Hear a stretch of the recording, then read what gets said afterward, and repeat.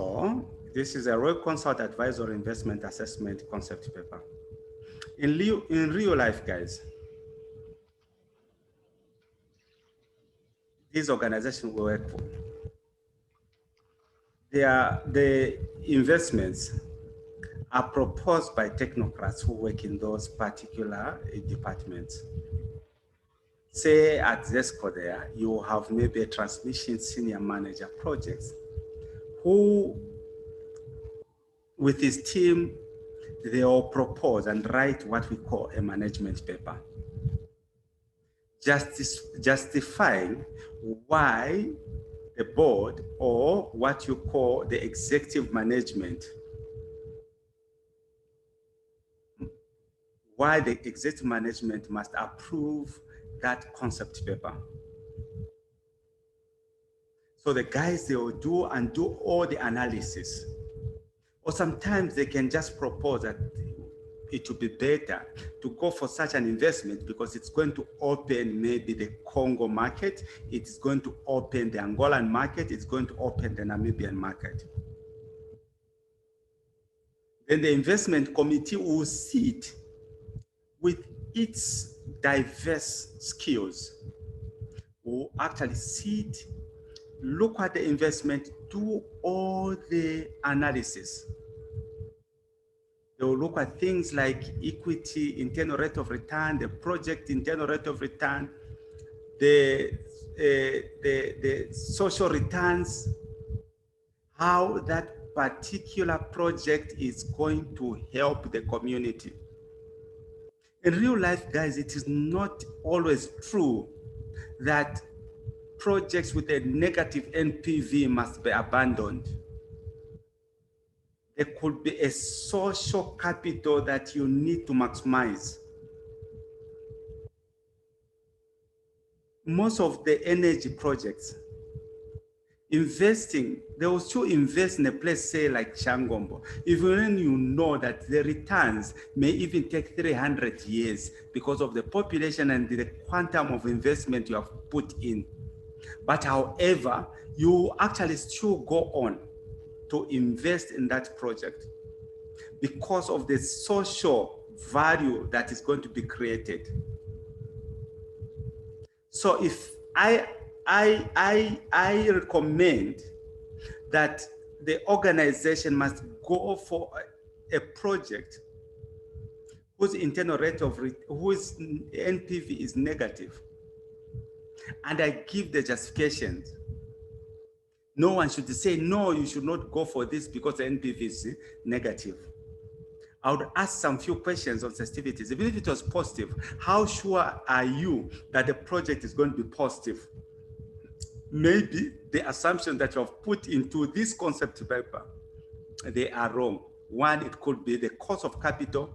Maybe the cost of capital, which is your discount factor, has been wrongly computed, understated. There are all these other soft issues that are coming in. There will be elections in 2021, the dynamics might actually change, and all these and these others.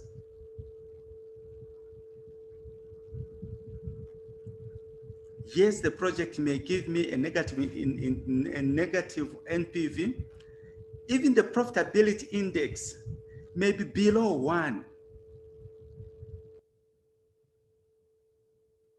But this project, after the lifespan, the economic lifespan that we have used for this project, after it has elapsed, there will be more returns that will come in, because we expect that after the 20 years in which we are actually doing our evaluation, there will be an expanded, the population will grow. Because it's in Shangombo, we expect that with time, Angola is going to open up and become more accommodative to investments. They will need energy.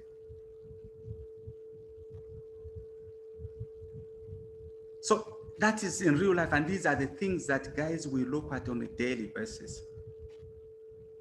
So let's look at this concept paper. York's investment was established in 2010. The company was created to rent out apartments to Zekas, Apex, Lusaka University students, and Lusaka University students in response to the high demand for low-cost rooms in Lusaka. The company started with 3 blocks of apartments near University of Lusaka and Longworkers area. It rapidly expanded until it had presence in all 10 provinces of Zambia.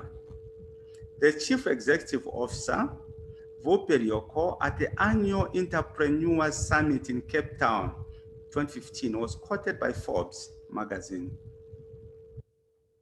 The growth of Ryok's investment has been sustained through the use of local skills and the integration of the 73 cultures drawn from Zambia's diverse ethnicities.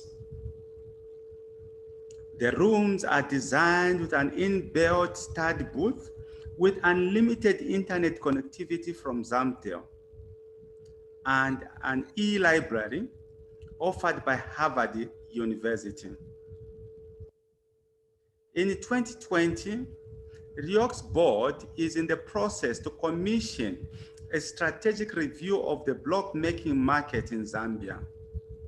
The board chairperson, Mr. Ed Van Moyo, is concerned that the demand for student apartment is receding due to the change of business models by most of the learning institutions in light of the COVID-19.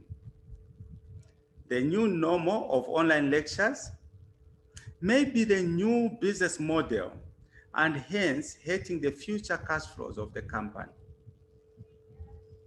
The board chair eagerly wants Ryok's investment to diversify into the block making business and has engaged Roy Consult Advisory to prepare an investment analysis paper. The project's capital outlay is 12,469,590 kwacha. The detailed demand forecast for 5 years for the 6 and 4-inch block or blocks is both in Appendix 1 and in an Excel workbook attached. Quantity escalations for 6-inch and 4-inch blocks from month 1 is January and month 12 is December. So there is the annual increase. The notes, Note 1, January 2022 forecast for 6-inch will be the quantities for December 2021 times 1 plus 5%, because this is the 5% that is in January.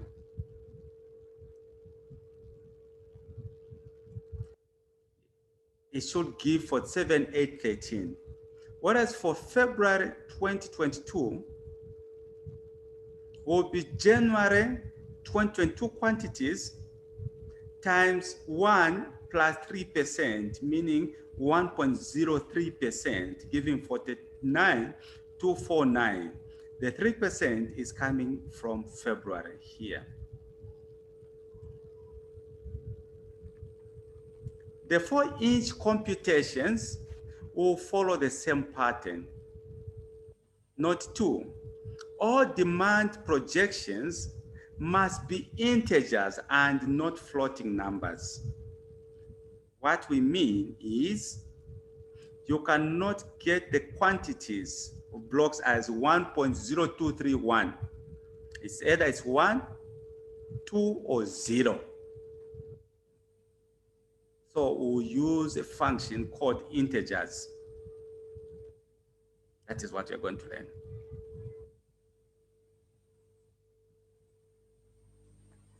Note 3, it shows the price for both 6 and 4-inch from 2021 to 2025. Remember, we're in 2020. You haven't yet started this business. This is the reason why you need to appraise this project and give a go-ahead on whether to proceed with the project or to discontinue. based on what you're going to find quantitatively, and maybe other qualitative factors that we may not be privy to. Soft issues, and you have to put them in your recommendation paper, or what you call management paper.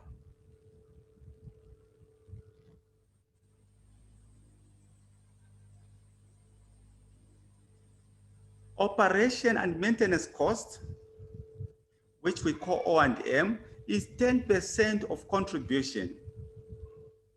Price less direct cost. We know that in theory, contribution is sales less variable costs.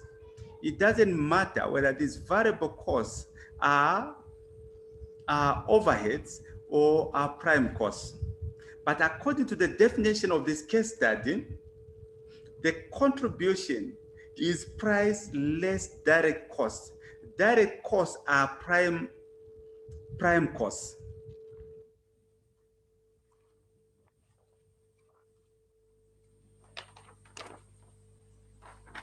Note 5, at the end of 5 years, the machine will be sold. You can delete the machine. You can just say the whole infrastructure, whatever. But currently we are talking about the machine. The machine will be sold for scrap, with the scrap value expected to be 5% of the initial purchase cost of the machine. The machine will not be replaced. So in short, we're actually saying this investment, maybe I should not have put machine, at least I have to criticize my own work. It should have been, because we're looking at the whole infrastructure. At the end of 5 years, it is actually going to be sold at the scrap value of 5% of the initial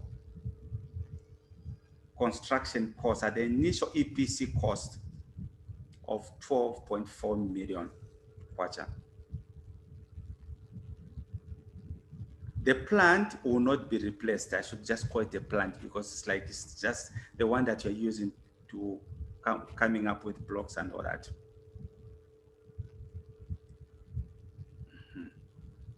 So you know that scrap value in capital budgeting is a cash inflow, guys.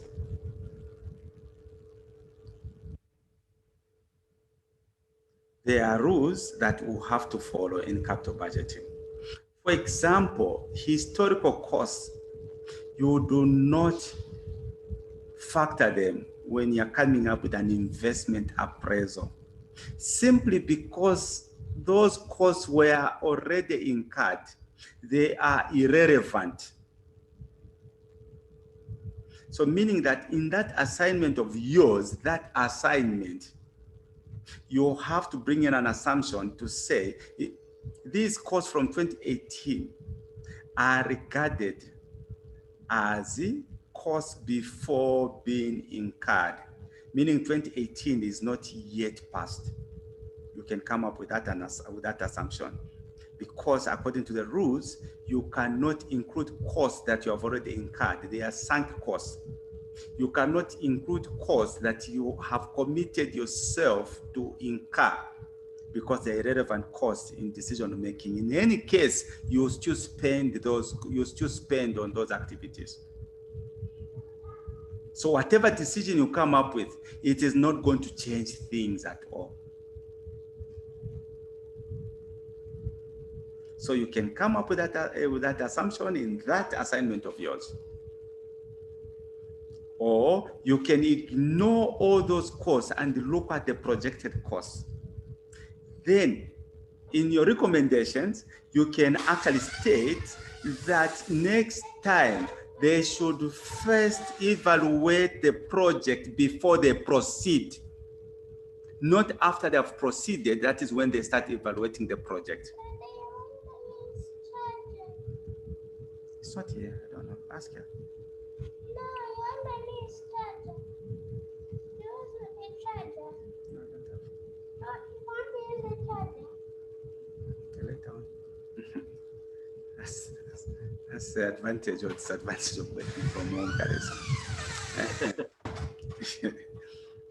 So, in that assignment, I hope you are taking notes. In that assignment, depending on what you want to do, the first the first option is that if you are going to bring in the costs that have already been incurred, you should assume that these costs haven't yet been incurred. These years haven't been factored in, because it is going to kill the principle of evaluating, because then you cannot bring in a discount factor on a cost that you have already incurred.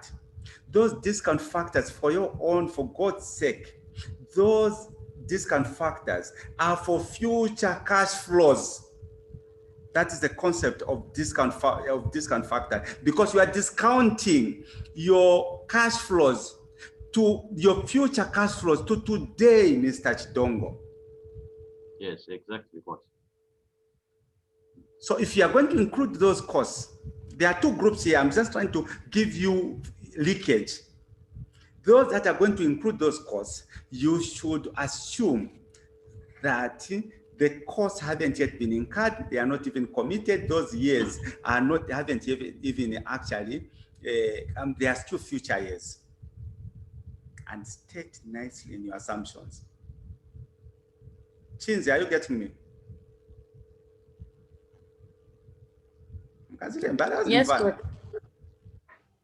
For those that do not want to include, because obviously they are feeling guilty including historical costs, because according to the principles, you cannot include the historical costs or committed costs or non-cash items in your evaluation, in your investment appraisal evaluation. So for those that are not going to include those costs, those that are going to start with future costs,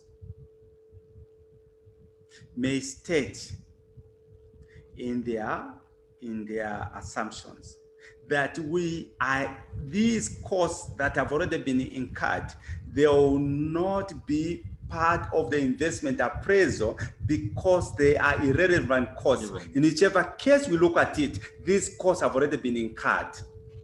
So they are not part of decision making. We should just count our losses.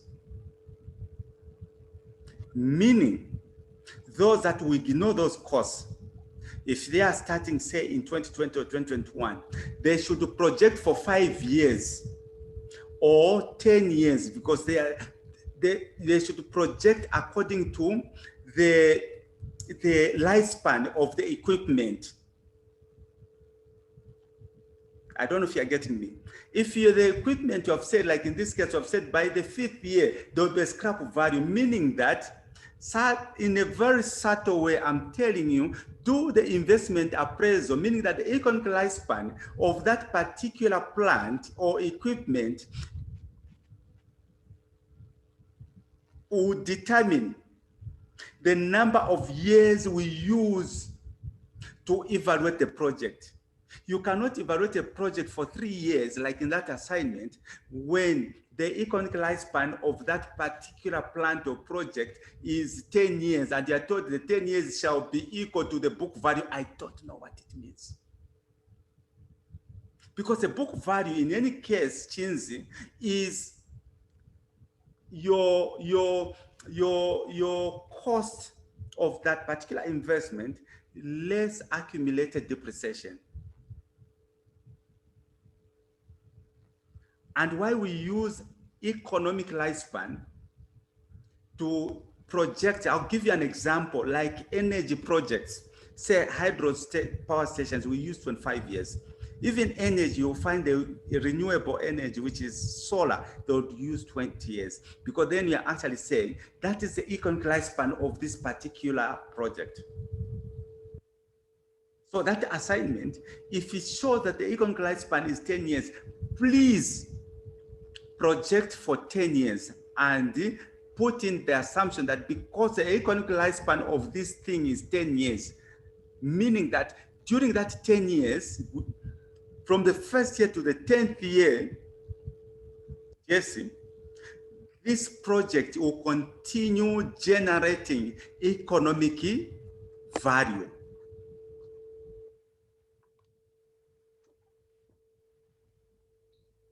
So since she has insisted, you put these things and please start jotting them down. For me, an assignment that is full of errors is an advantage because you'll come up with your own assumptions that make sense, that are aligned to principle. You can even, when you're putting these assumptions, you can even put references from books in cost management accounting, the rules and what, and put in the quotes.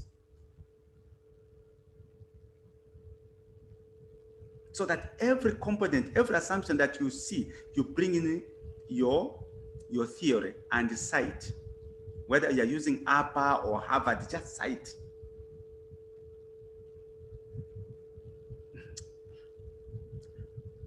Note 6. 6% of total capital expenditure to be invested in working capital on 1st January and to be recovered in 2025. Sorry, I should have put 1st January 2021. Understand the concept of working capital. When we're dealing with project financing, Guru Chinyama, you'll find that all you're actually saying that the project itself, it should be able to generate its own revenues to pay for the loans, to also pay for the operations. But when the project is starting on day one, this project does not have the ability to finance working capital. Working capital, Tamara, is the day-to-day operations of the company. So this is the capital you invest in the day-to-day running of the company. At that point, when you are generating, most likely you might actually be generating receivables, meaning you do not have the cash. It's like you have brought a hammer mill into Petaoke and you want to start a business. Where are you going to get the money for fuel, for diesel and all these other things? This is where now you say, yes, I'm going to invest a 60,000 in Chigayo, but I'll bring in 5,000 for diesel as working capital. So this is the money that I bring in there, meaning that it is going to come as an outflow. But I'll decide that the business, once it starts making its meaningful revenues, I should be able to recover that money and take it out, because the principle is that the project itself is supposed to generate its own revenues. It's supposed to finance the operations of the company. I was just putting in as a boost and I'm taking it out. So this is why it comes in maybe in year 0, like in this case, it will come in year 0. It comes in as an outflow. In year 5, we would have made enough revenues and we'll take it out. So in real life, in corporate world, when they are actually getting debt to fund the capital expenditure, to fund the capital activities, they also get a component to fund working capital from day one, because at that time you do not have the money. Guru Chinyama, I hope you have gotten the concept.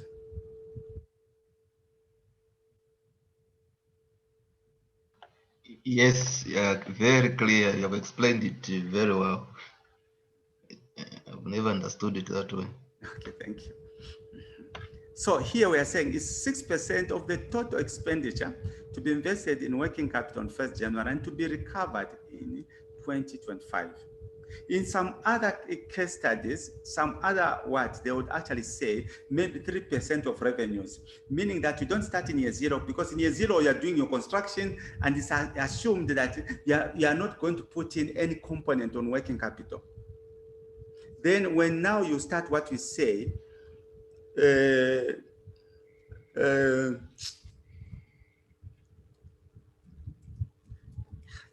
project financing term they are going, the commercial operation, the commencement of your operation, that is when now you bring in, you say, we are going to bring in working capital. Other projects, they'll start from year 0, they bring in this working capital. Others to be on a yearly basis, they'll be getting a small portion from that investment for working capital, meaning that they would have borrowed that money.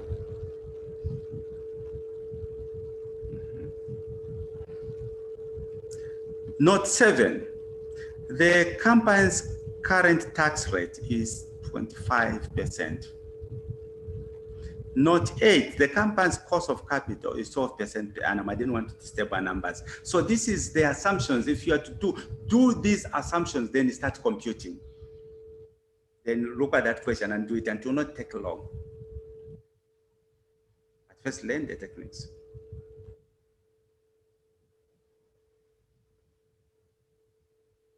The managing consultant of Roy Consult, KPP, after analyzing the demand forecast spreadsheet for both block sizes, discovered that the junior consultant, Tamara Chindongo, wrongly projected from 2022 to 2025.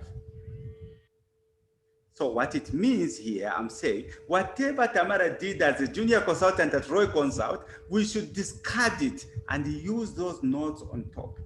Yes, she projected, and we're showing that it's in the appendix, but it is wrong.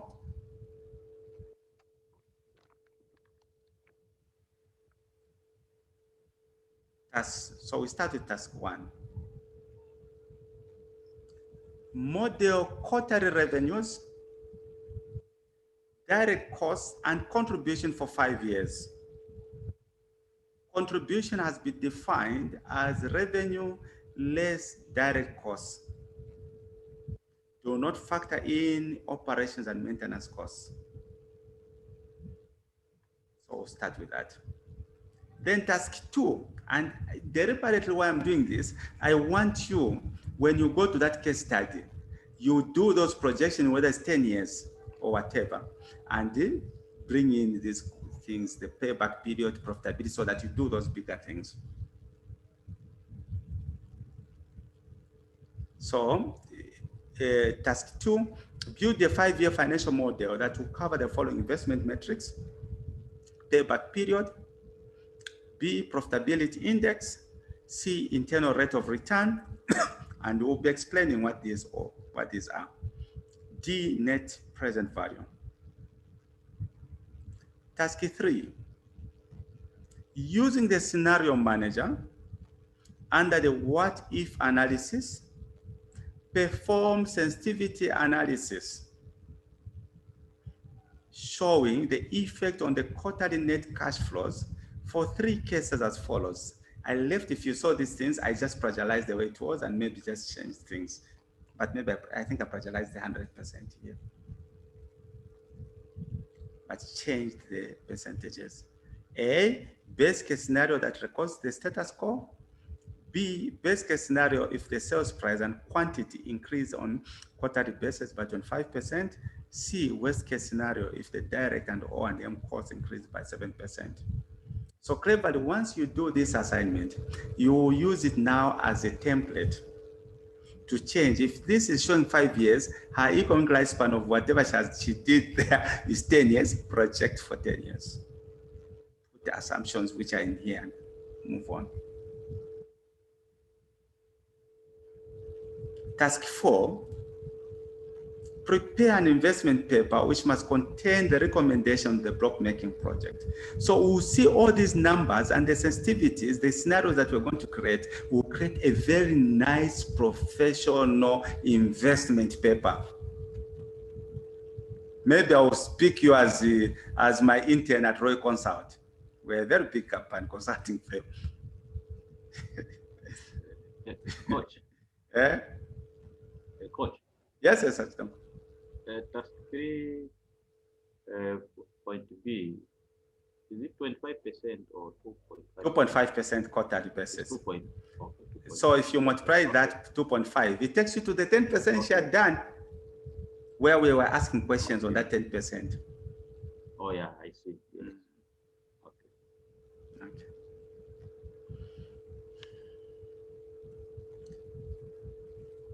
So these are the monthly demand forecasts, which in our exam, in our assignments, she would tell you to replicate these things.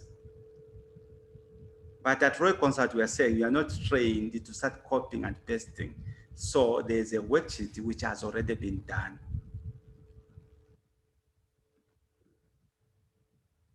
A very big difference with Roy Consult. We are in the industry. We understand. So this is what Tamara did. And Tamara, she has been working with Roy Consult and making a lot of errors. Next time we're going to fire her. So the first up to 2021, these numbers are okay. But going into 2022, up to 2025, there is a very big problem. So Tamara has been warned. We have told our HR person to actually formally warn her. Next time she will lose employment. She's unteachable. So we have this part. So now guys, we can start. Create a new worksheet, which obviously you know is Shift F2.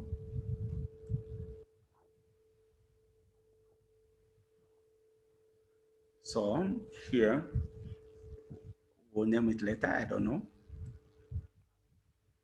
We have to correct those forecasts.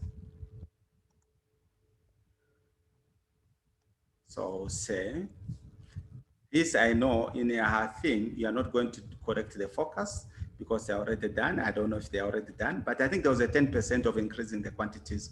So we'll use the same concept. So I'll just we'll call this as demand schedules or demand schedule. So you pick the two things from here, from B up to December 2021. Copy this part, meaning you are ignoring what Tamara did down there. Wanted you could even delete everything down. You could delete everything down and correct it, but since we are showing the correct demand schedule, so then going to B, B3 maybe, and paste it like this.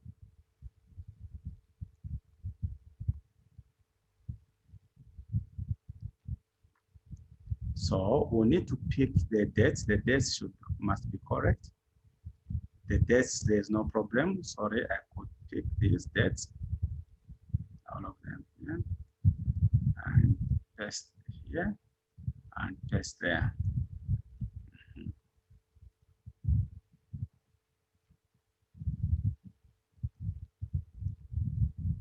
For me, why I'm keeping this part, because I'll still use, maybe I should have said some other name. I'll still use this question for my corporate clients. Then I'll pick this table because I need this table. Remember, this is where we have the quantities escalations, the way the quantities will grow. So we'll copy this and take it in the demand schedule, maybe in T.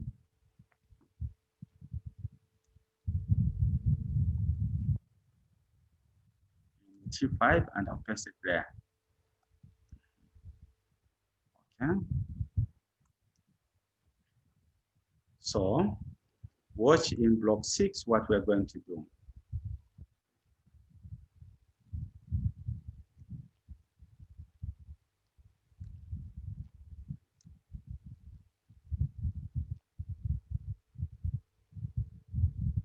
Okay, well understood. We haven't even gone, we haven't even started the modeling. So here now, guys, we could use the if thing. But remember, this part is just showing month 1, month 2. The problem is it was showing a specific period, like January 31st. The problem is that it will have a year. meaning that you're going to have a problem in 2022, in 2023, 2024, so it's showing month 1. As long as it's January, this is how it's going to be increasing. As long as it's February, this is how it's going to be increasing, because they are what you call, they are cyclical. So as long as it's February, whichever year, February it will increase by 3%. In November, for some reason, it is going to increase by 7%, whichever November. So if we are to use the if function, meaning that we have a very big formula, which may even be very difficult to manage and to edit. So we'll use a function called choose. We'll use a function called choose.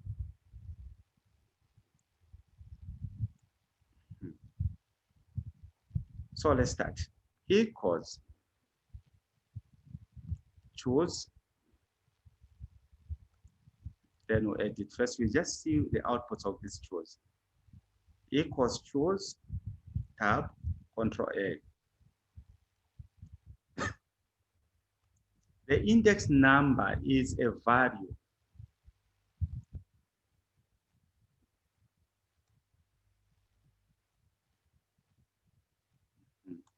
Is a value. Index number is a value. If we say index number 1, then we go to 3% down there. It means that number 1 will be the 3%, number 2 will be 7%, number 4 will be that.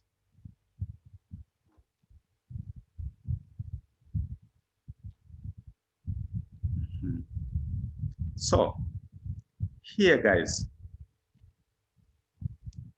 we want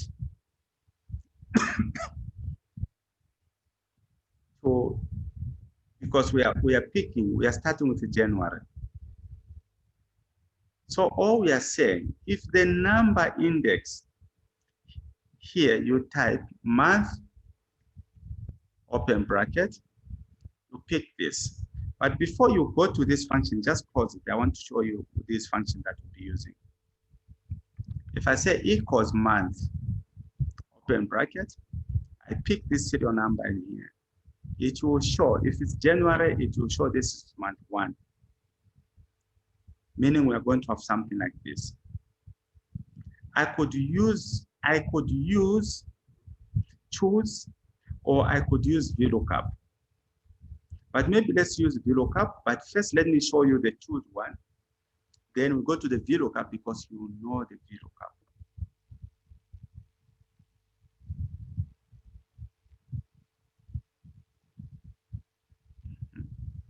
So if I was using the choose, just observe. See, we are going to use the Vlookup. I think it's much quicker and you have already learned it. Say equals choose. I'll do like this. It takes a bit of some time. Index 1, I'll say month.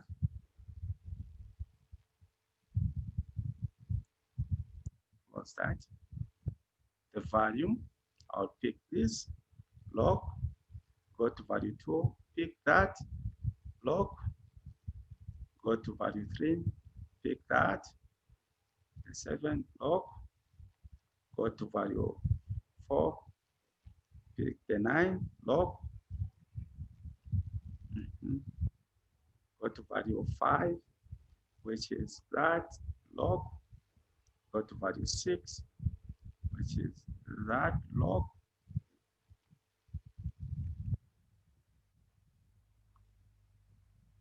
value 7, which is that, log, value 8, which is that, log, value 9, which is that, log,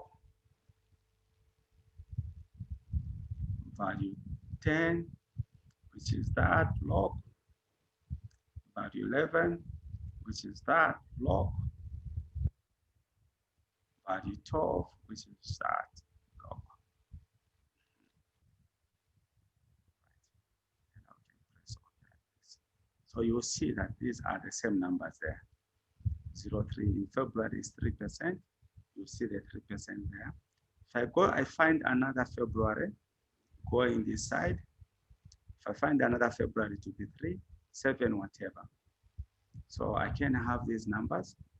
After doing that, then I'm saying whatever numbers I have in here, it should pick.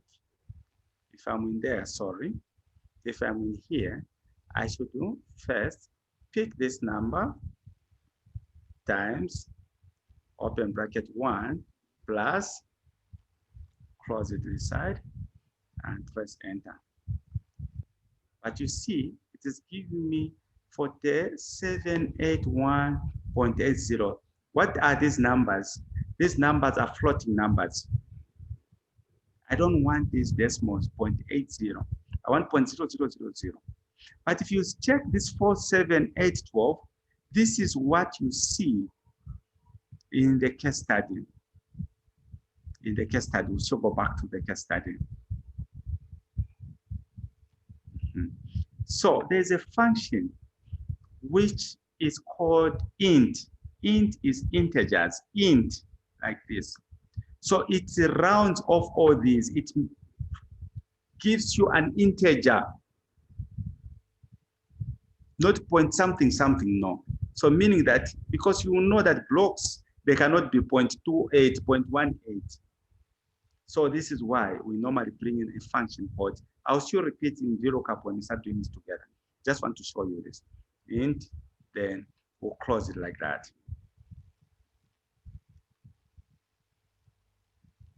And hide it. So you can see now it has changed. Achidongo. You have 0.00, meaning that this is no longer a floating number. It is called an integer. Because you cannot have, if you are looking at, imagine you are forecasting human beings population. You cannot say there will be 2,200.57 people in Zambia. No, you cannot have a half a person. So if you check, we'll also go back to the case study to see whether now these numbers have been properly done. So the easiest, first let me do the Vlookup, just watch, then I'll delete all this. So the Vlookup here will be, what is the lookup value? The lookup value in this case is month. I showed you what the month does. This January there, close, table array. It will be this. You can even do your, what you call absolute referencing. Otherwise, it's just naming. Don't use those terms loosely like that. It's dangerous. Table array, column index, number 2, range lookup, you want the exact match. So you will see that once you're here, you have the December number times open bracket 1 plus that, giving you this number. But then we need to bring in integer. This is what the case study tells us. Do like this. So what I was saying, that when you're creating a case study, you have to work it out. You, as the person who has created the case study. Sorry.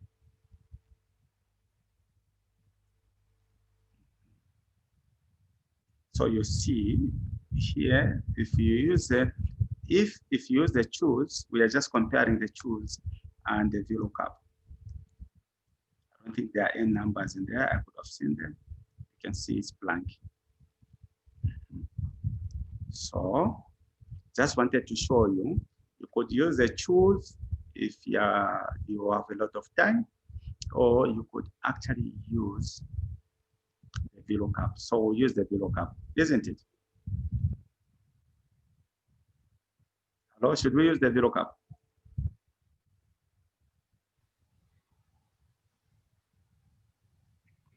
Vlookup. Okay, So we'll use the VLOOKUP.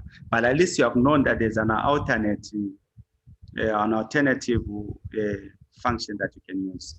So let's go into D19, guys. So in D19, we'll say equals, we'll pick the quantities in December 2021. So say times, open bracket, 1 plus VLOOKUP, type that.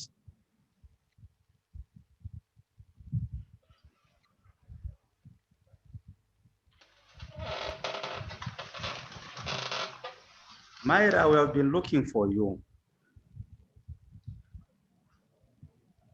Myra. Yeah, apologies, Coach. I had the guest who wanted to see me. Okay, so understood. Yeah.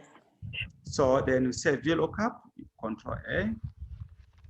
So the lookup value, guys, we cannot pick this date, and deliberately why I brought in why I created this case study. I want you to appreciate the date functions, because I saw someone had a problem with date functions. Not you as academy members, but someone that I'm going to not mention. Tamara, you know. I'm even about to say, don't say my name. Eh? I was about to tell you that don't mention my name. Yeah. So here, I want you to appreciate the date formulas. If you are using year, it will give you the actual year to extract a year in that date. If you are using a day, it will extract the day in that date. If you use month, it will extract the month in that date. So here we are using month. So month, open bracket. You pick that date in there and close the month like this. So you can see January is showing that it's month 1. Ashdongo, are you there? Yes, Coach, I'm with you. Please follow this template, do the template nicely. Then you can go and deal with that thing, the rogue assignment that you have.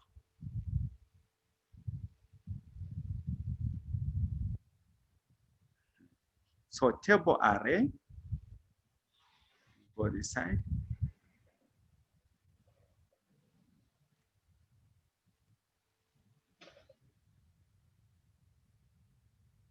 Pick the whole thing here and lock. If you wanted, you could even name that, since you know better, could name that as escalation, name the range as Coach, escalation. Mm-hmm. Coach, what did you select on the table array? The whole table here from the month, because remember we're doing the VLOOKUP. You can see that in T, this is where you have the months, which actually mirror what you have the lookup value. So if you wanted, you could have named this table as an escalation or whatever name, so that in the table array you just type escalation. Then the column index, we want to find the percentages in there. So meaning the column index is going to be 2. You can see it is even giving us the percentage of 5%, which is there. But the range lookup is 0.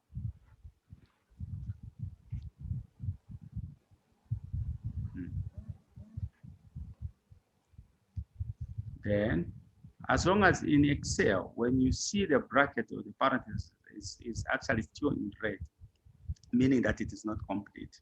So you need to put another bracket, then it will turn black. Press OK. So it's showing you the output there. But because this is rounding, it's not an integer, it's a floating number. Press OK. It's a floating number. But to say an integer, you see the problem that if you have 47,812, 812.8. It's not possible to have a 0.8 block, meaning it does not exist. So this is why we're putting an integer so that it gives you 4812. It doesn't round up. It gives you an integer. It removes those 0.5, 0.2, point whatever, because that is not complete. Coach, Mm. can you please put the cursor in the cell before? Here, The one on the left. left where? Here. Yes, there. Mm. I don't know why. Maybe when I entered, it's giving me a date. When you enter where? That's Vlookup. So get the format on top, right click, go to your format painter and paint in there. Okay. Try and tell us whether you are getting out the correct thing. Yes. That is how you do it. So now, Thank you, Coach. sure, thanks. So here, we know that whether it's a half brick or it's almost complete, it cannot be a full brick.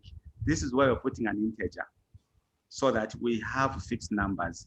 So integer, the function is int. Shinzi, write it somewhere, int. So even that assignment, you should have actually been guided because you are dealing with the blocks. They have to be complete. Because as you focus, unless when she was looking at it, she came up with a percentage that does not give 0.2, 0.4, 0.5, which is not possible. So you should be guided. Because in real life, you have to be guided. If I'm focusing about human beings in, say, minute, I cannot say there are 70,221.05. Then I'm saying other people are about to die. Whether you're about to die or you're not, you're about to be born, you are not yet. Those that are still there, they'll be counted in full. So this is what you will now get. This is complete, it's an integer number. And take it down. So in the case study, we have shown you what numbers you should get in January and February. If they match, then just know that what you have done is correct. And all these globally accepted financial modeling exams, they will tell you, they will even give you example one. In this, you're going to get this. In that, you're going to get that. So that when you check, the formula is okay, it's okay. So if I go back to the case study, I check whether for 7812 and 49246 is okay, then what Tamara did was wrongly done.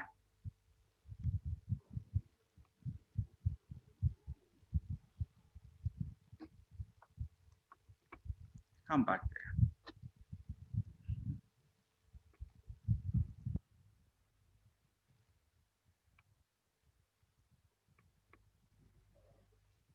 So you check here for 7813. Obviously, because I had not put in an integer, I should have put in an integer to give you for 7812. So when I've done the projections correctly, I forgot to bring in the integer so that it gives you 813. But you can see that what you've done is correct. Here for the 9247, I put in the integer there for the 9246, meaning that it shows already that there was no integer in there. But it gives you the numbers that you are supposed to get. And this is why we're saying this is what you get at first before an integer, but then now we are the case study. Yes, before that, that is what you get. But the case study then guides you here that all demand projections must be integers and not floating numbers. So whatever you have gotten there, if you know that they are floating numbers, then you bring in an int function to make them integers, then they start reducing. So the case study was okay.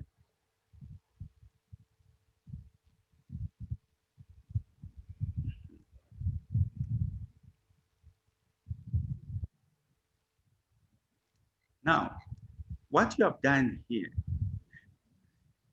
frankly speaking, we tried deliberately not to lock the column in there and in D18. So the best thing that you do, you hold Control Shift, copy, you copy this, and or I should have started in 20 whatever, sorry. Copy from January.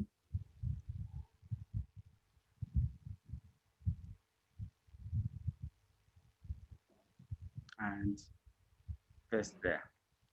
So you can see that the formula is okay. You don't need to redo what is in block 4 because the formula in 6, you just copy the formula and then pick it in and take it in under block 4, meaning that it's okay, it's fine. So you have corrected first what our junior consultant Tamara did. And you save nicely. Save. So after doing this, guys, when you go back to the question,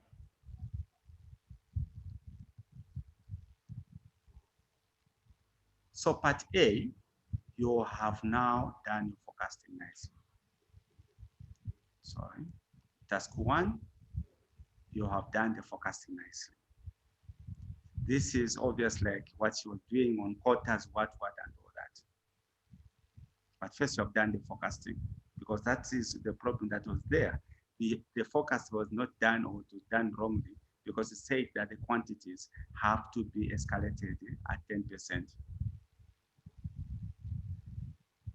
So task 2, this is, oh, sorry, still in task 1. We now have to look at the revenues and bring in the, the direct costs and contribution. So it's still in there, we will bring in the revenues.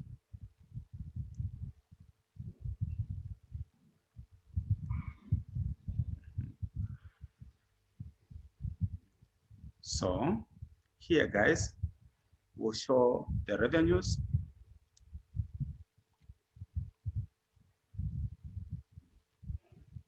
If you want, you can show the price. Remember that you have a table under investment data, which actually shows the price. This also shows the direct costs.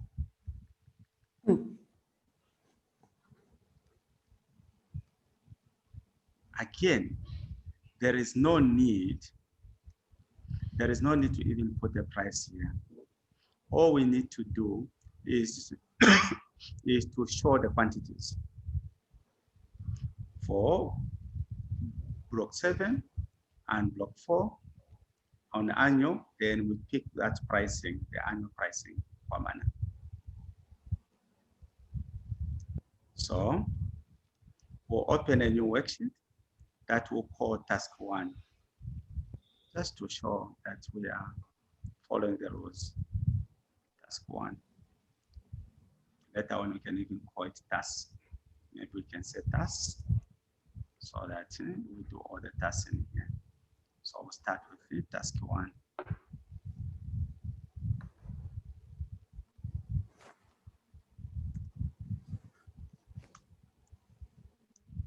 In Excel, with my NPV and internal rate of return, those are the easiest to do.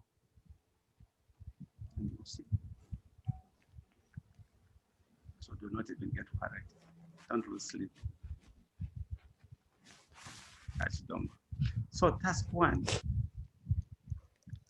Here, please check what we are going to do.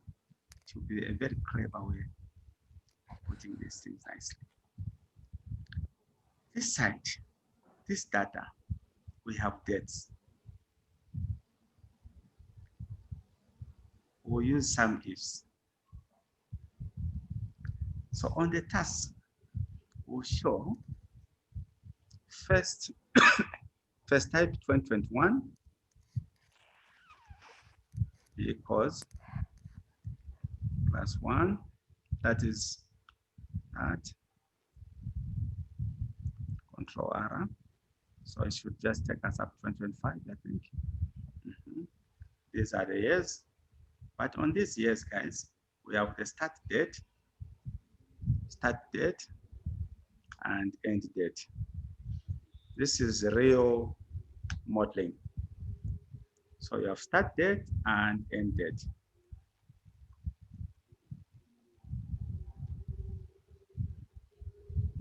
Since you're concentrating, can't even hear noise.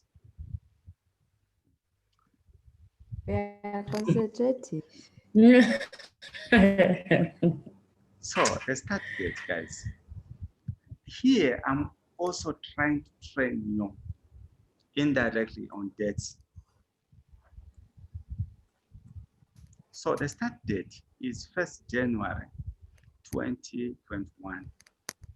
But what we are going to say, we'll bring in a formula called date equals date. Please, whoop nimbele, like this. Equals date, tab, control A.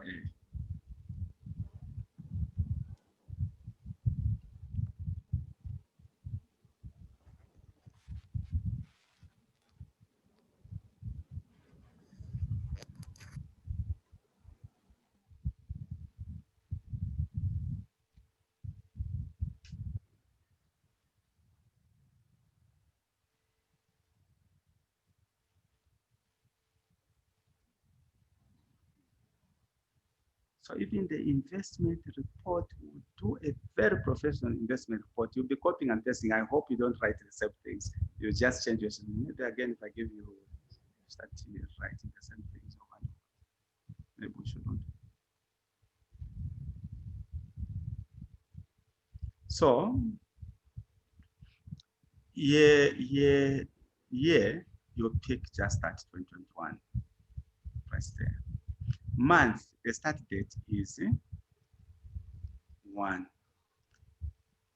meaning it should always be in January. Day is 1. Date like this, you can see this is 44197. Press OK. This is how you create dates. Tamara? Jesse? Yes, coach. Jesse there? Yes, coach, I'm here.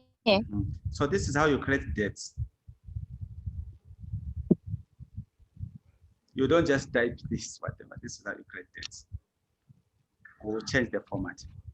Go to end date. End date, guys. It will be equals date. Control A. Yeah, we picked that 2021. Month is it December 12. Date is the 31st. So you can see now we have the date 44561. That's the code. It's even showing you the day is from 1 to 31. The month is from 1 to 12. The year is from 1900 to 1904 to 9999. We will not even reach that. Don't even dream about it.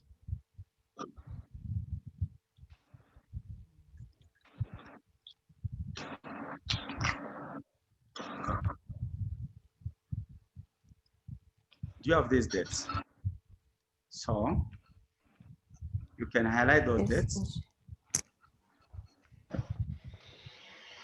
Highlight those dates.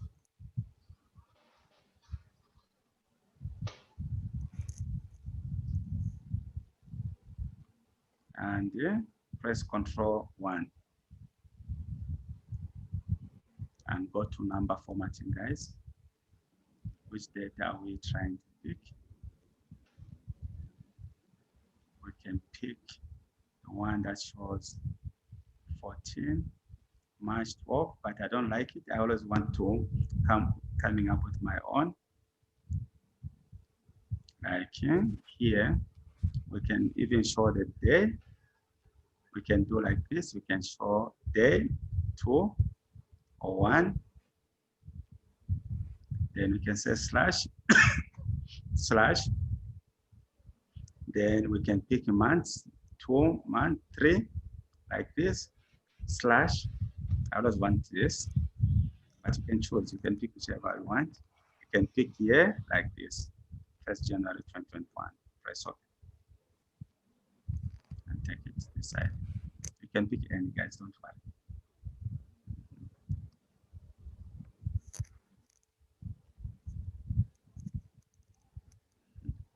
So you are just showing the start date, end date. This is obviously the year.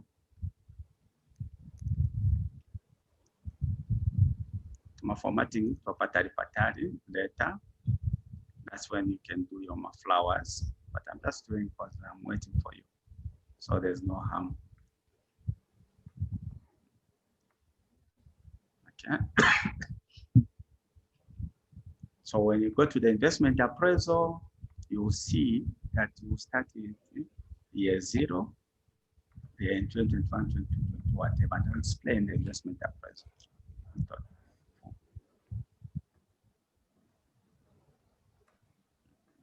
Are you done up to that? Myra?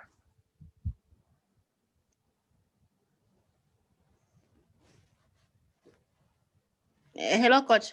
Are you done? I got, because I found you in the middle, so I'm just following the video. Oh, okay. Yes. Go, Brod. Have you done this?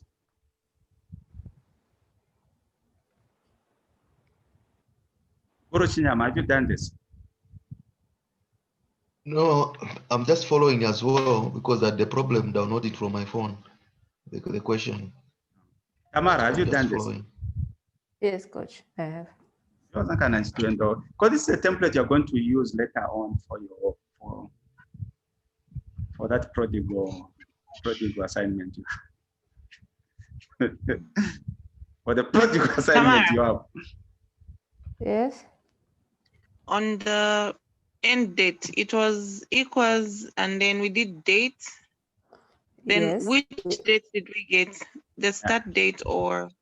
No, we entered the year D6, and then the month, which is December, 12. and then the last day of December. 31. Okay. Yes. So now, here we will show the quantities, guys, nicely. Because we have already forecasted now, nicely. Yeah. After warning Tamara to not to make such errors, she has been making these errors for too long. And consultants, when you make so many of these errors, start depriving revenues, future revenues to the consultant's firm. So we'll bring in the quantities, guys. But these quantities would show for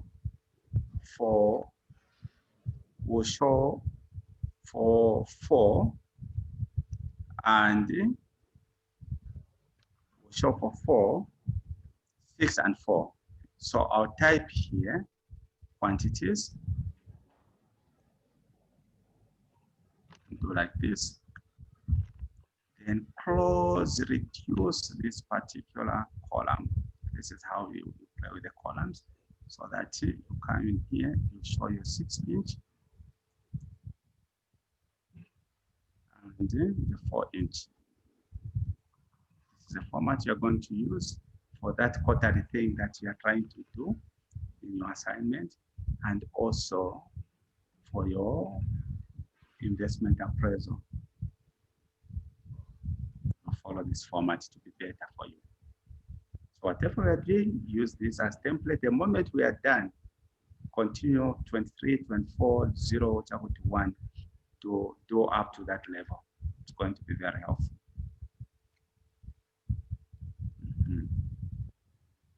So having done this, now guys, we can use the sum ifs.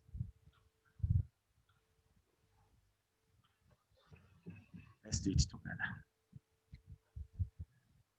Equals sum ifs, Control A. You start with the sum range. You cannot sum text. You sum the values. So the sum range will go back to the demand schedule, which we have corrected nicely. So from D7, shift control down arrow key up to D66, you log. So you have summed that first part.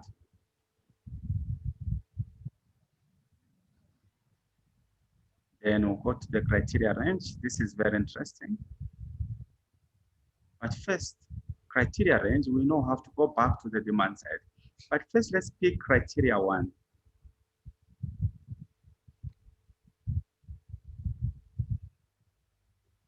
Criteria 1, we'll pick the start date. So we are actually saying this start date that we have picked.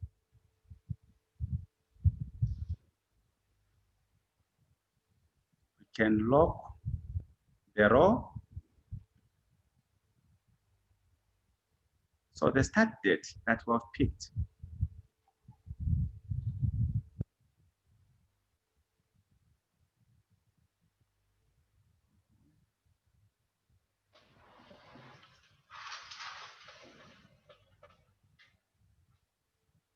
are we there?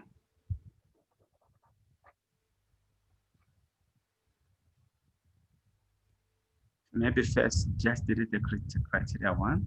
We'll say whatever we want to pick, it should be greater or equal to inverted comma like this. Just grow it.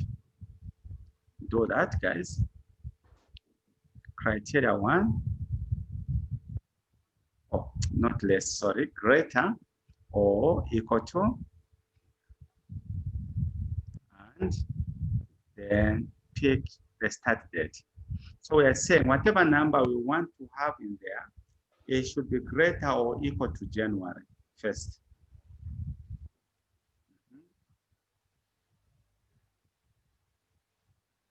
That's for criteria range number 1. Coach, can you please come again? My network went off. So what we want here, we want to pick for 2021. Remember there are just dates. If it was years, like you have 2021, 2022, but they are dates, they're in date function, in date formats. So we are saying for 2021, we want to sum anything that is greater or equal to 1st January 2021. That's the first criteria. The second criteria will be we want to sum anything that is less or equal to 31st December 2021. So in criteria range number 1, what we are saying that we'll first start with anything that is greater or equal to inverted comma. Then we are going to concatenate, you remember this, the ampersand, with the 2021 that we have up there, which we can then lock the row. So it shows already, if you check in here, in the preview, it shows we want to pick anything that is greater or equal to 2021. Tamara, you are the, Yes, seems you are the last soldier remaining. Is still one of the soldiers? Jeezy. Some of them, they're already wounded.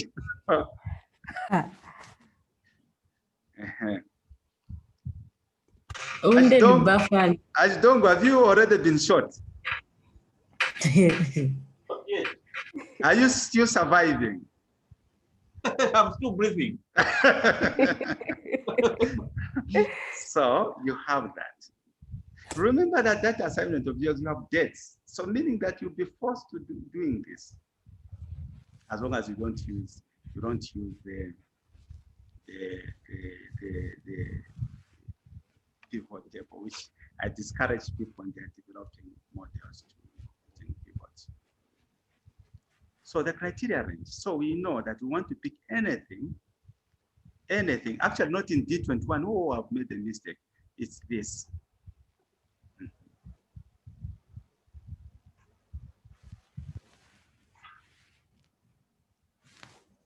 So from here, you go into criteria range number 2, which then now we go to demand side.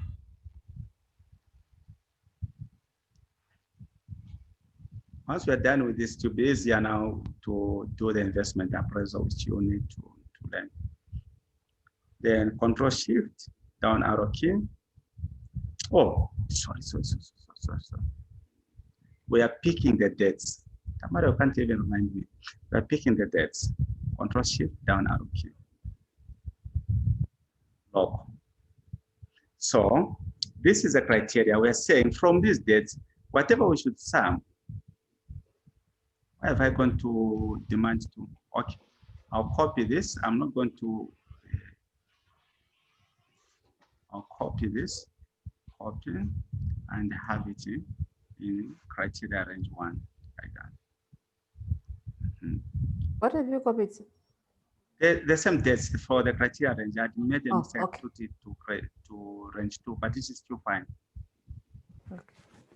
So then criteria number 2. Criteria 2.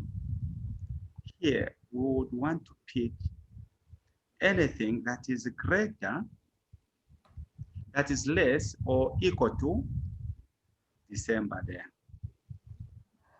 Sorry. Inverted comma and December. Of course, as all night. That sneezing is not. It's not natural. It's not natural. So this is only 6-inch. Press OK. These are the quantities, and we are going, once we do the pivot, we'll compare just to see whether they are the correct whatever. Control R. I like the control R thing. I like that shortcut, trust me. So this Coach, what did you put in criteria 2? in criteria 2. You're moving too fast. Okay, no. You are the only surviving soldier, it seems so. So let me delete this part. Let me do this. Okay. Remember that in criteria 1, we showed that it should only pick anything that is greater or equal to 1st January. 2021. 1st January. The second criteria would be we should pick anything that is less. It should not go after December 20 whatever. Anything less or equal to 31st December 2021. But then we'll need to concatenate or join that with that. So it's an opposite. From 1st January, you are saying you should pick anything that is greater than 1st January 2021. Then the second criteria is you should pick anything that is greater, or that is less or equal to 20 December 2021. So the range here is this side. But we won't need to lock this one. For the first one, we locked then the row. No. You lock the row because you want to move this formula into okay. But even if you don't lock this, it's okay. But just lock. Okay. So criteria range, we go to the demand side.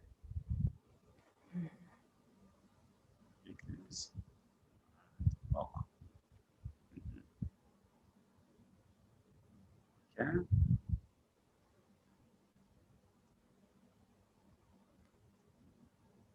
So anything less, anything greater or equal to January, anything anything less or equal to 31st December. So press OK. It's changed. Did Why? I make mistakes? The first one you found was 515,579. Oh, yeah. So it showed where. So let's just check where I made the mistake.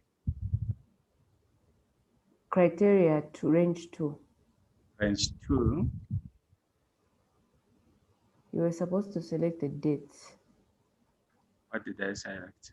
No, that the one on top. Yes, that This one. I Yes, picked what? initially. Oh, You okay. yes, you Yeah, picked yeah. the quantity. Yes. Okay. I'm happy. The only soldier that is still alive. Yeah. Look. At buffaloes. So let's start. Control Yes. R. Mhm. Okay.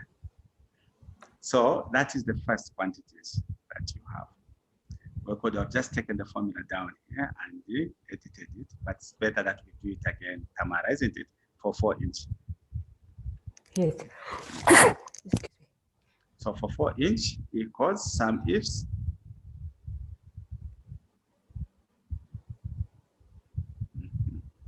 This is why you will continue punishing you as long as you decided to come to the academy. Here there's serious punishment, but you become stronger. Don't get discouraged. Don't get discouraged.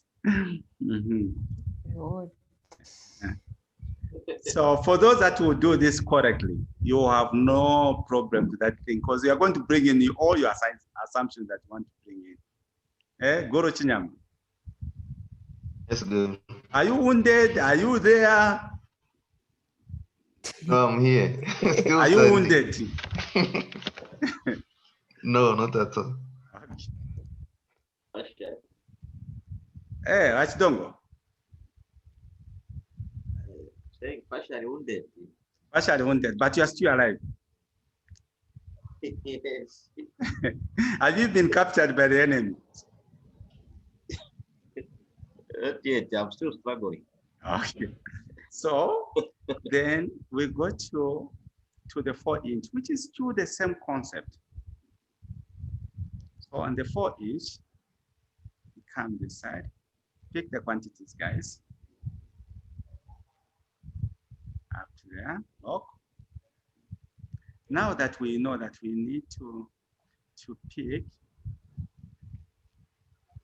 criteria 1. So criteria 1, again, we'll do the same thing. It's anything that is greater, or equal to ampersand or equal to 1st January 2021. I might not even need to lock it. It's all right. Then that is what we have. So on the criteria range number 2, I can even come first to the criteria number 2.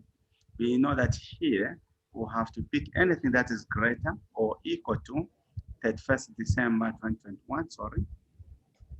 And 31st December 2021.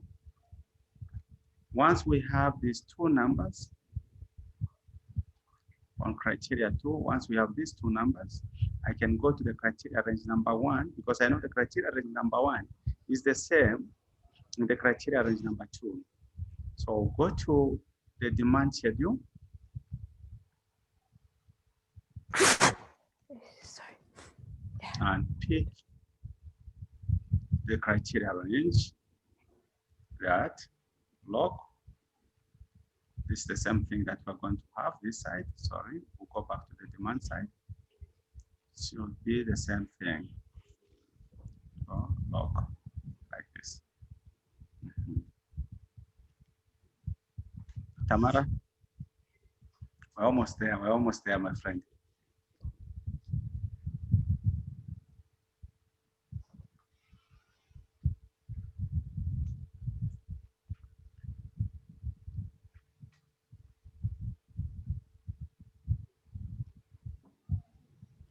So press OK.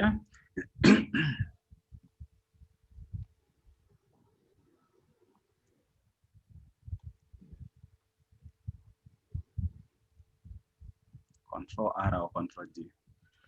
But I like Control R because the way it moves, like this. I like it. Save. Coach, can you open the argument box for me? It's the same argument box. You'll start with your sum range, which is you pick the quantities in J. Criteria range, you pick the date, 1. Criteria 1. Okay. Yeah. I see what I've done. I swapped them. Oh. Yes. Okay, just check on the results.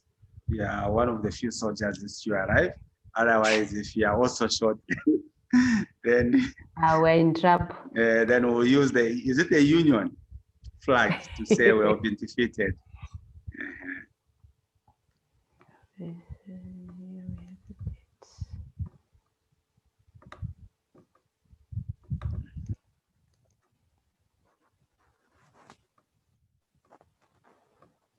Like doing this, at least I see of time for my flowers. I always want to reduce this to 6.5. Yeah. Okay. And from here, then now we are going to use, guys, we are going to use Vlookup. Here we use some if. Observe what we are doing. Here we use some ifs. Down there, we'll then now try to find the price. And we'll pick these two again. Okay. Here we'll need to use the Vlookup. I'm giving you all the tools. Remember that you have the price this side. Maybe you don't even need to use the Vlookup, but I just wanted to show you that it's possible. Here, if you wanted, was it under investment data? Under the investment data, guys, we have this, the price. If you wanted, you could have just said equals. There's no need for using the Vlookup. Let me not do this because they are already arranged this side. So what we can do, we can say, let's ignore the Vlookup to avoid complicating these things. Otherwise, we have more wounded soldiers. So we'll say in 2021, investment data, the price is this. We pick it like that. Control D. Then Control R or Control D. So we have this my price. We can leave 2 decimals. I think it's fine. Not so many. 2 decimals. Sorry. Ah.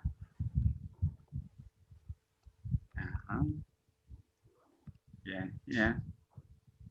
Just to show, presentation is always key.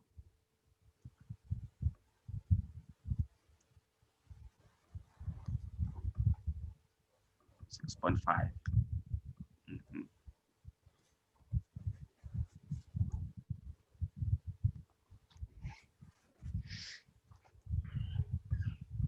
So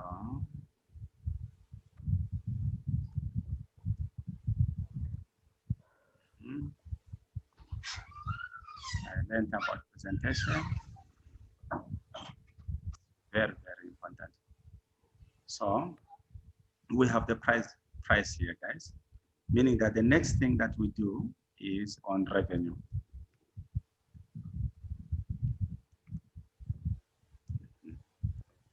So we are doing the work that should be done when we come to investment appraisal. We have less work. It will be just the techniques of how to appraise these projects. Tamara, are you there? Because at least if you are creating this template, then it will be very easy for you. You can even finish that assignment of yours today, or that assignment of yours today. Yes, Coach, I'm here. As long as you're not wounded there. Are you still leading the battalion? They have just suffered from flu. Okay. But you have the gun and everything else. I am very armed. Okay.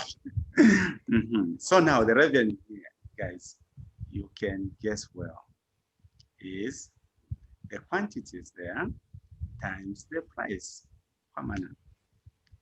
I can remove those decimals, they are not good. Then control D there, control R. I hope you are mastering these two shortcuts that I was showing you, or that I was showing the guys in the corporate class. Tamara, are you mastering them? Yes, trying to. But there on revenue, what happens? Yeah. But revenue is price times quantities. You have the quantities for 6-inch times the price here. You have the quantities for 4-inch times 3.2. That is what we are doing. Nothing. Then you just drag them. Yes. Oh, okay. That's the part I didn't see.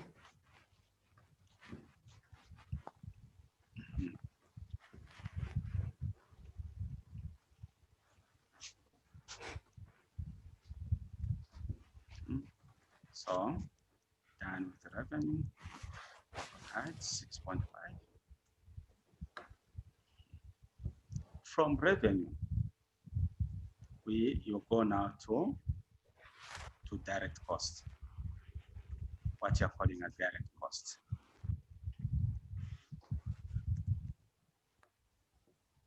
So for them to have come up with a direct cost, guys, direct cost for a block, Mr. Chidongo, you will help me on this one if I get it wrong. If someone says that buying a block is 3.2 kwacha, meaning that they have already factored in the materials, they have also factored in labor. So you cannot have a case study that shows the variable cost for a block. And again, you have assumptions on labor and the materials, meaning how did you get that 3.2?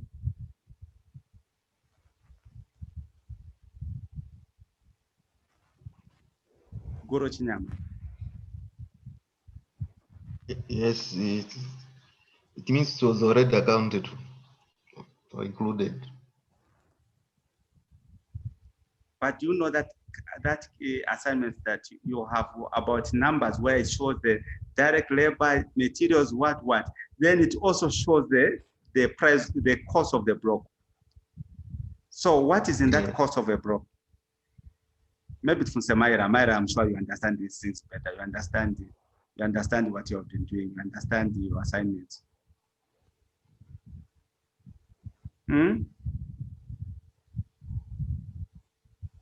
Mayra, I'm waiting for you.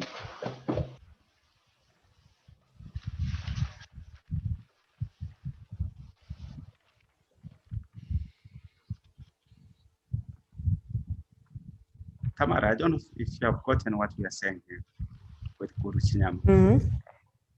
I get your point, Coach. The moment we say the cost of this is that, unless other costs that haven't been factored in the product, which are called period costs. It's either period costs, actually basically a period cost, or you would say, depending on the type of costing method you are using. I know this time, guys, I'm not qualified to start teaching about management accounting. You have what you call absorption costing and marginal costing. So if I say we are using marginal costing and the product, the cost of this product, the cost of the brick is 3.2, meaning that I've only considered variable costs. What are those variable costs? Are what we call prime costs. What are these prime costs? These are direct costs. It should be direct materials, direct labor.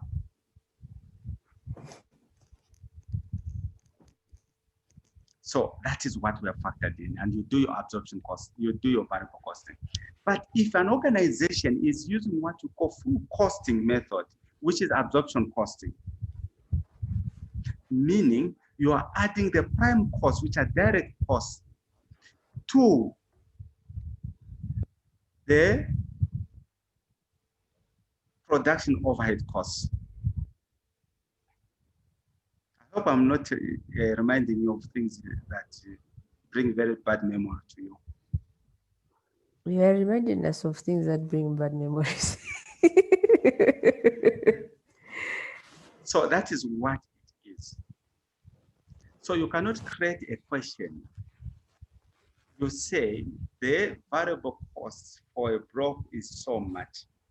Then down there again, you go on, you start putting assumptions of labor, the number of minutes, 18 minutes, what. Then what is the basis of that cost that you have put there? What does it include? How do you justify it? Imagine you go to buy a block of to buy blocks, building blocks. Then you go there and you have these people from, is this Sri Lanka or what? Mr. Dongo, they come from where? A number of people are running these businesses. Where Manpakweo comes from, which country is that? Which one? Which one? What? Most of the people in Osaka who run businesses, who run block making. For blocks. Or blocks? Where Manpakweo? Which country is that? You know that box? Not Sri Lanka.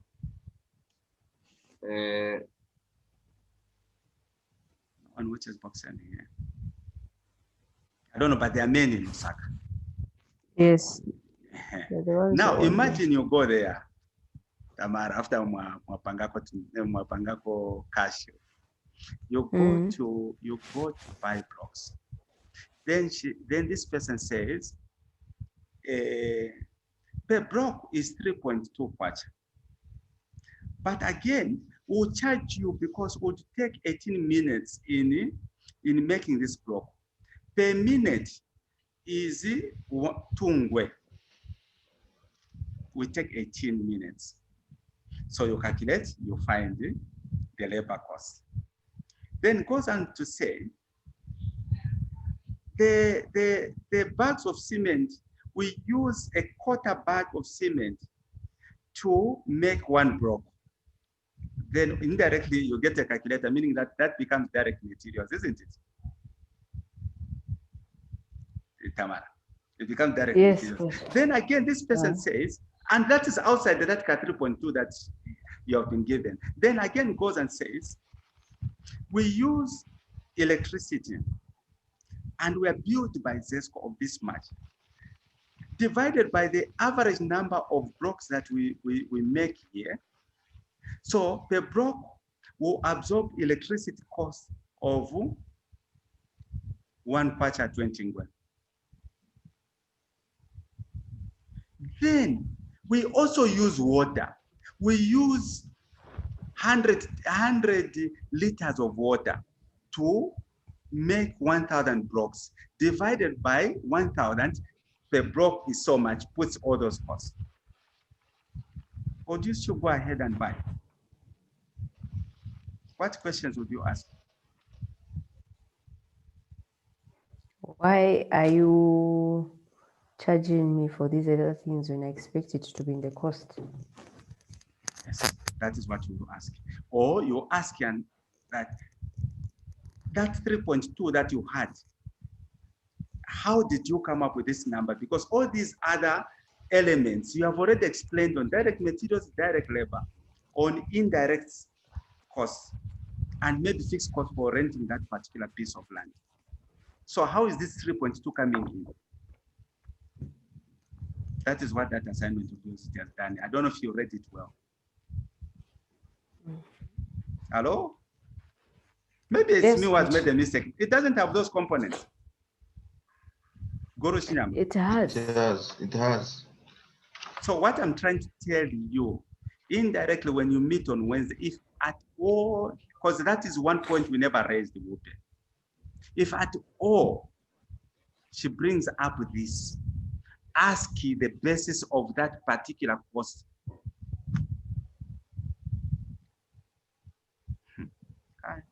Let's finance. You check the question, but that's what I saw.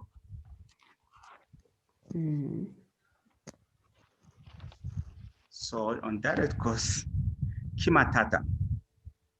That is what the laws would say. Kimatata. Oh, we then now go to cost, sorry. So we have the cost this side, the cost per unit. We go to the investment data, which is the direct cost, this and that.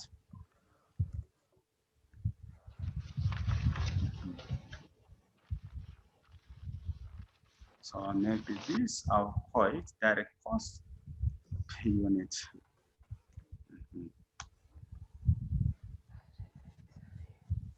So today, once we are done with this, to be very easy, we can do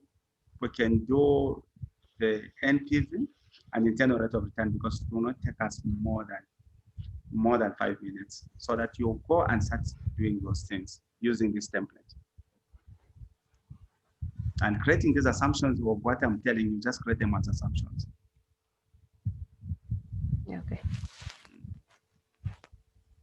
But as you create as assumptions, Guru Chinyama, use textbooks, use cite the theoretical backing of what you're doing.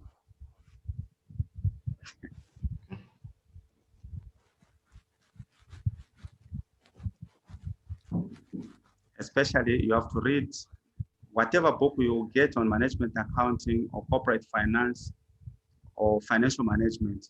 Read a topic called relevant costs. So that is where you're going to get your points and do your referencing.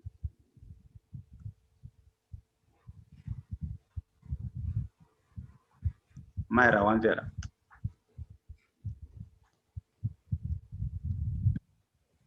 Nambela, coach. So then get this. Okay. So here on the direct cost, guys,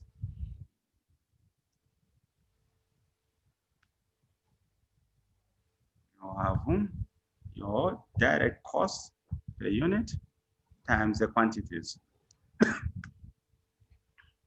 Control D.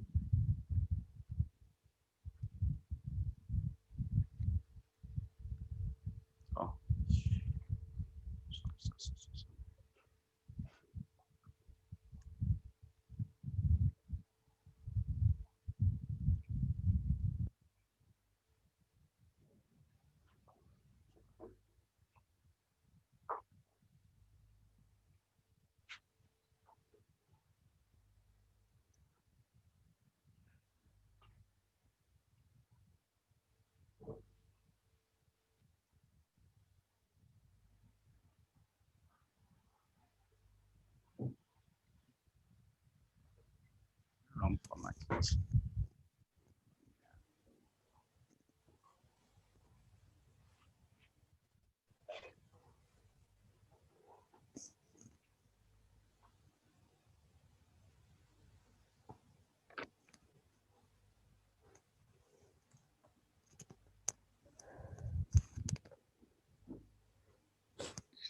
Okay, so we are told we should calculate contribution. So we'll bring in the contribution here. Sorry.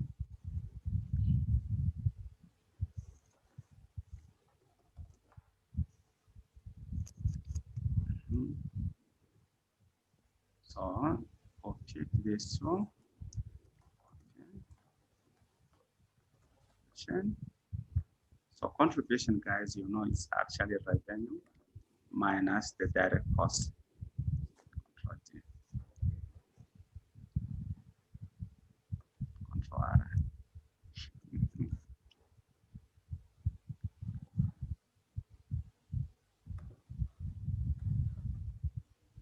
Now here,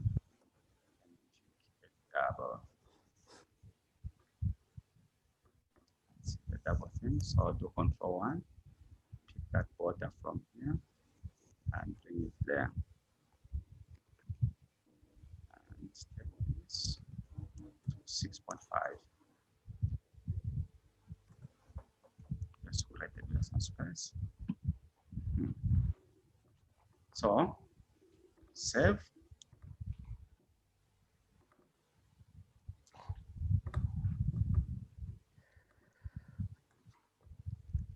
So I go back to the task just to check whether task 1 has been done. Model quarterly. Oh, that was quarter revenues.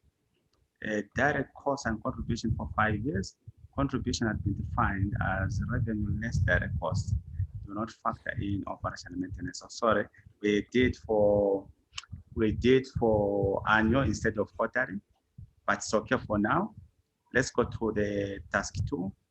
I know again when we meet, we'll still redo task 1. But why I need those numbers is because I want us to quickly do the internal rate of return and NPV, so that on Wednesday when we meet, we can do the payback period will not take long, and profitability index will be just under minutes. Then maybe we can go to the quarterly just to show you how you can do it, and go to the scenarios. So the next time we meet, it's just to prepare this investment part. Okay, so we didn't get the question nicely, those quarterly revenues, but it's okay for now. But if you are to use the pivot table, this is what you would actually get on the quantities, and we'll look at it later. So let's just look at the internal rate. Will not take time. So task 2. This is task 1, but on task 1, I'll show that this is yearly, meaning I know, copy, you guys would want to do task 1 quarterly.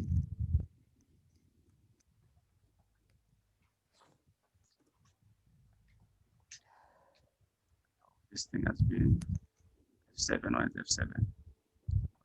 Change.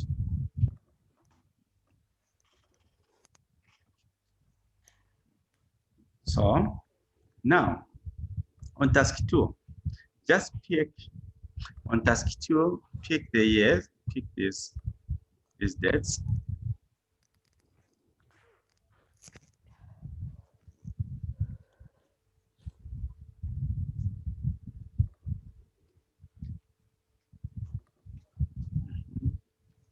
Sorry. Okay, and just pick them nicely from this year. Just to show. Okay.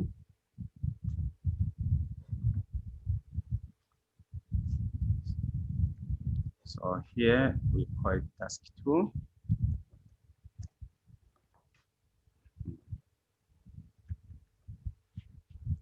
Okay, let me do this. Let me enter that to here, because I know what I'm trying to do. Then we pick task 1, task 2. So check, guys, how you can do quickly. When I say quickly, it's quickly. How you can deal with your NPV and your internal rate of return within 2 minutes.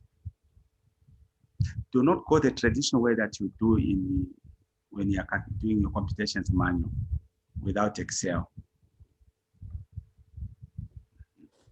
So here, guys, we can bring in what we call the tax. I'm told the tax, you can still call it as an assumption. You can have a different assumption. Tax, it was 25%, I think. Then the discount factor, cost of capital is 12%. Huh? So you can show somewhere where you have these assumptions, 12%.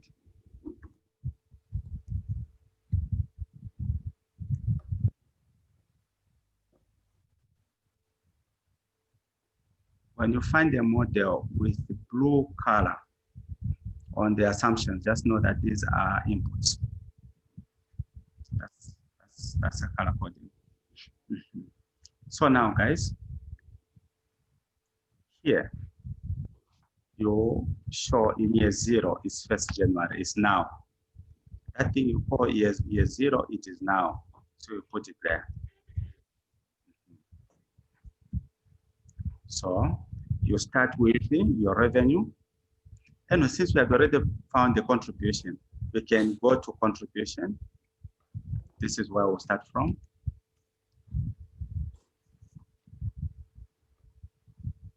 So on contribution, you will pick these numbers, your sum for 6-inch and 4-inch. Tamara, I hope you have done this. Just do this quickly. It will be done soon so that you can start working on it. Just What have I do that done? again, coach. What did you add? Okay, let me do this. Yes. We are picking the contribution for Yes. for 6 and 6-inch 4-inch. and for hello? Yes. Saying for 6 and 4-inch. Yes, for 6 and 4-inch. Mhm. What's this, I can see General Shinyama is you. You are lying. Is you. I don't know what is happening with the captain or the major. Myra, have you been shot? Okay. Ah, Tamara ukazianga na ma soldiers vako. Yes, coach. so Are you are sure? moving too fast. Eh? So I'm trying to catch up with you now also. Where are you? You're on contribution. Yes, I've done that. Uh-huh. So now, guys, then we bring in the O&M, operation and maintenance. Remember, operations and maintenance, according to the case study, we are actually told it was what? Operations and maintenance, O&M. What are they saying? Is it 6% or what? Let me just check. Operations and maintenance. Operations and maintenance is not 6%. It's 10% of contribution.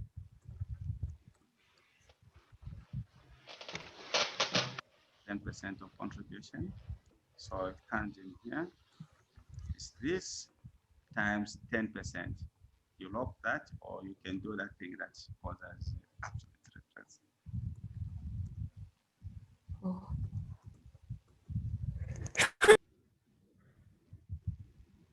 Oh, sorry, Tamara, I deliberately and not deliberately. I muted you erroneously, so you can unmute. Okay. Can you do that again? But first unmute. Oh, you have unmuted. I don't know why I'm saying unmute and then I'm good. You see now, it is 10% equals O&M we are told is 10%. I've locked this. Is 10% of the contribution. Oh, So okay. you Alright. put a minus because see, then now you're going to cost. What have I done? Are we there? 10%. So whatever you find here, yes, I put a border. Whatever we find here, it should be the operation cost. So we'll have these numbers. Oh, sorry. Yeah. So then we are actually told from this, we have to tax. These are operation. This is operational cash.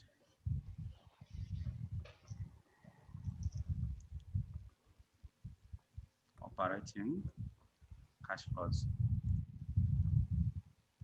or what you call net operating cash flows. Mhm. Now you are told that tax is what is 25%. I don't know what you have been told in here on tax. I guess it's let me just check. The company's current tax rate is 25%, so it's always 25% of the operating cash. That is how it works. Mhm. So say equals that amount times negative tax 25%, log that. Mhm.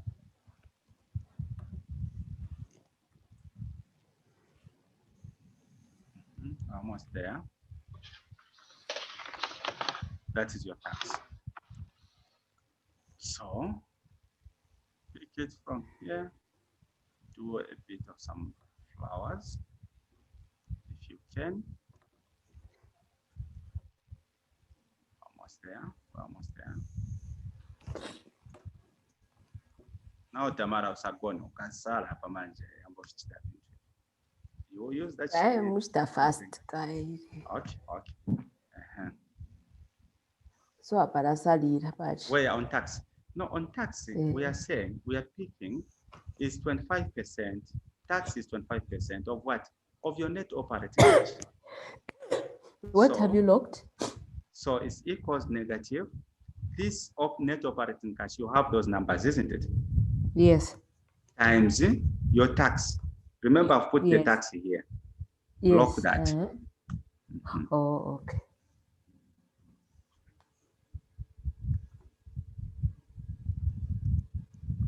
Okay.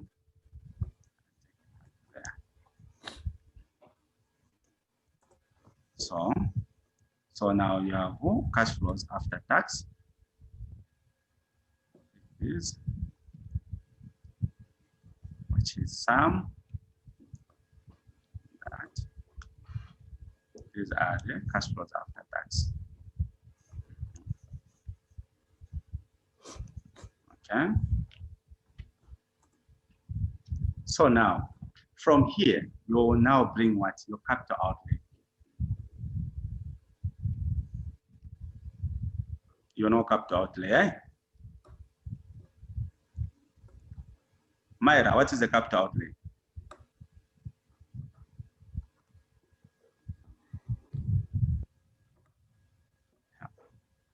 Now we are remaining with 7, and you want to go and trouble Tamara after. Tamara also from here. So that upon just take some, what do you call it, head count. And the Guru Chinyama, since you are the only 2 soldiers, at least we'll be Alimba wopelele.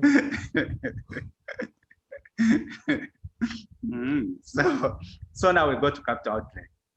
So then we'll just look, after we are done with this, we'll just look at that assignment, that thing of yours, just to guide you the assumptions that you're going to create. Okay. But you use the same template just to do it correctly and easily. Okay. So now you go to capital outlay. So the capital outlay from the question, the capital outlay is 12 what? Guru Chinyama, give us the numbers. 12, So, same one which we are doing. Yeah, so yeah, our 12.4, not your data assignment to yours. That one I can't even do it. That one I'm not qualified. That one I'm not qualified. It's 12.469 what? Tamar. What's that? The capital outlay.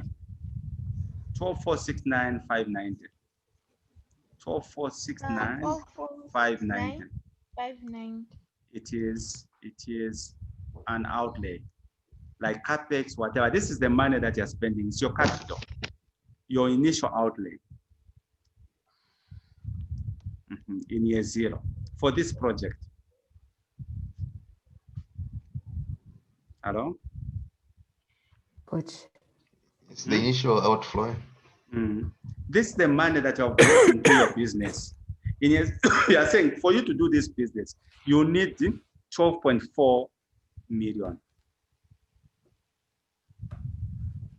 I hope that as that assignment of yours, I hope it has a capital outlay. It has the cost of the machine. I've been wondering. I've not been seeing it. I hope I'm it's just there. saying Just this. check quickly. I'm just seeing this 1.3, which is like working capital. Just check. I Otherwise, I don't otherwise remember to, seeing the capital. Yeah, I've otherwise been to be wondering. dramatic. Otherwise, you. It is not there. I hope it's there. Please, No, please, it's not please, there. just tell me that it's there. It's not there. Achidongo, just Cancel check. I've been from wondering also. agreement. There's just this 1.3, which is the working capital. The Mm. money which will be, which will come in and used and recovered in 2012. Myra is a relative. I'm sure she knows where that's number. Where is the capital outlay, capex? It's not there. I've been wondering as well. Reading through the There. same one. Is that, Which I one? don't know, it's there. No. Where? Where? It just says fixed cost expected to be around 250. Fixed cost cannot be the No, capital fixed cost outlay. is no, it's not. Because fixed cost, then you're saying it's the annual amount you'll be spending. I'm reading through the question. I've been wondering on that point. It's not there, honestly speaking. It's But not then there. how do you calculate your internal rate of return if you don't?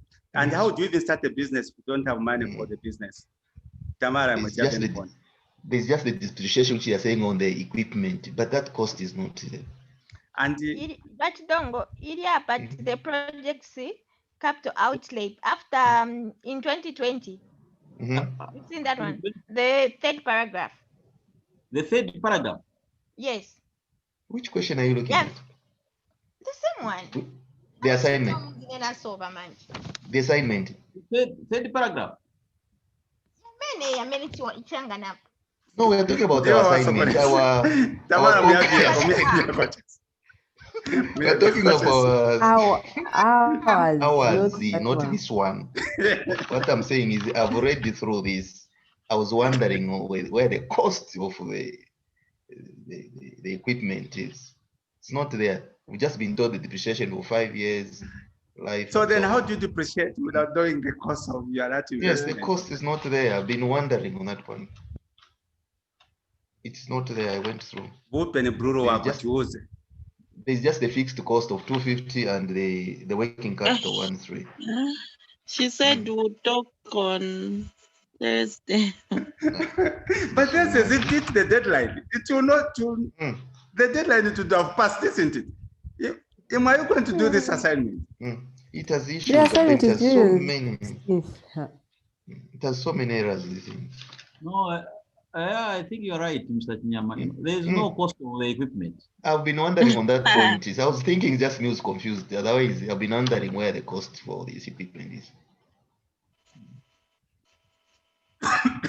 So what you do, you assume. After you've created this, you put in a dummy number. I'll show you how you can do it for the capital outlay.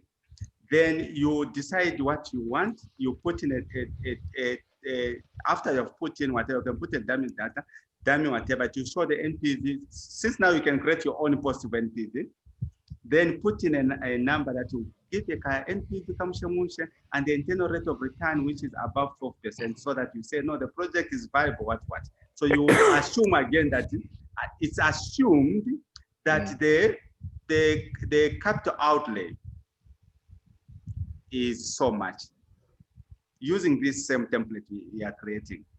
Then also that thing, there's a statement which is so crazy in that assignment, which shows that it at the cost, the thing will be book value of what on depreciation. It does not make sense at Dongo. So in there again, you're going to say that it is assumed the scrap value will be so much. You create your own number, which you are going to put in there.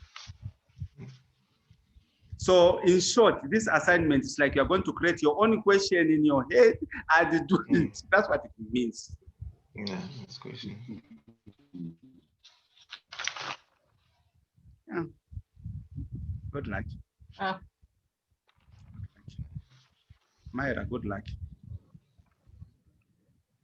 So now, guys, you have the capital outlay.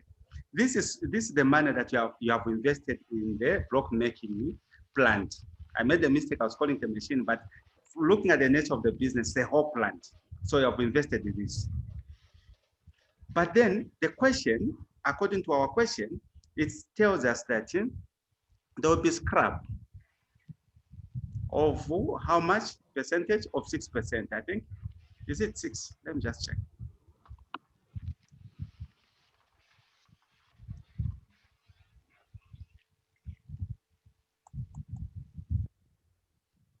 At the end of 5 years, the plant will be sold for scrap with a scrap value expected to be 5% of the initial cost of the plant. The plant will not be replaced, meaning Swasira. So 5%.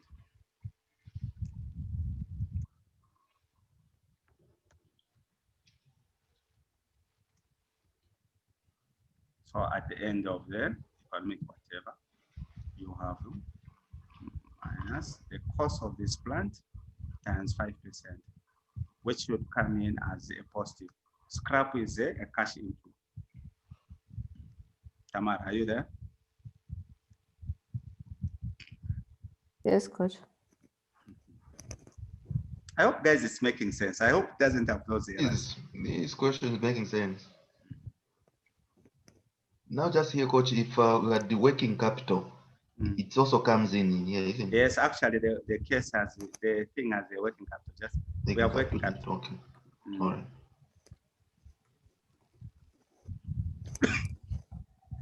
So we got working capital.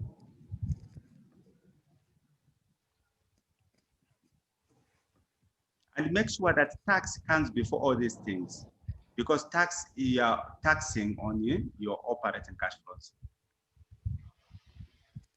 So this should be operating, not net. Copy this. This is the one that comes in as net. This one should be just operating. Let's say it correctly, folks. That's how it is. Just create some space. Numbers must breathe. So working capital, guys, according to this question, we are told that the working capital, 6% of total capital expenditure to invest in working capital on 1st January 2021. Here we made a mistake. I just assumed 1st January, but it's 1st January 2021. So we'll correct that. And to be recovered in 2025. So in 1st January, there's 6%. So now come here and show working capital.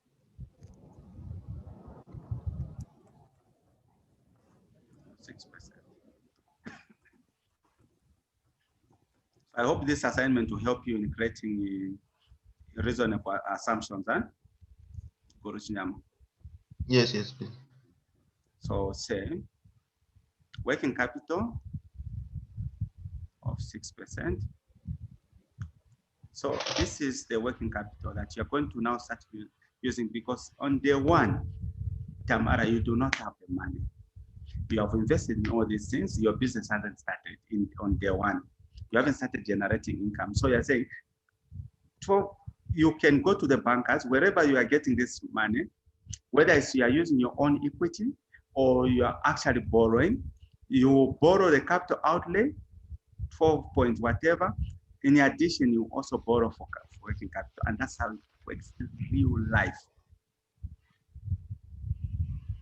Then you are saying, in the last year, this is going to be released. Very interesting concept. So you are done with this course, guys.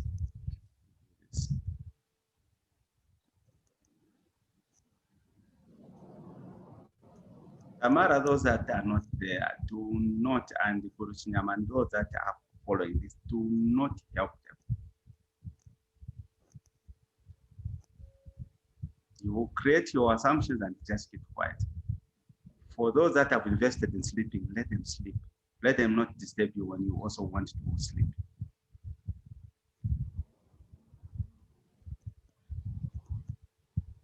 Tamara on there. Yes, coach, you remember for last at batch 40? Chinyama, can you explain this? Just move it down once. The working capital. I can't see it moving. I can't see on the screen. Let's scroll it down. I go down. Well, just like that, I'm able to see it now. Yes. So what Tamara is asking for this. Here we showed it as negative, then we showed it as a positive. What coach was saying that when you are starting off business, we borrow not just capital, but the working capital, so the money that we need for day-to-day running of the business. So we spend so much, like 748. Now at the end of maybe 2025, meaning that you have to recover this money and maybe pay it back to the bank or something. That's why it is positive, because you are recovering it back. Oh, okay, okay, all right. Yeah.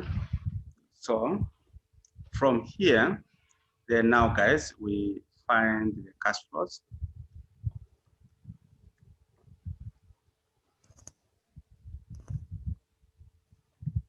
So,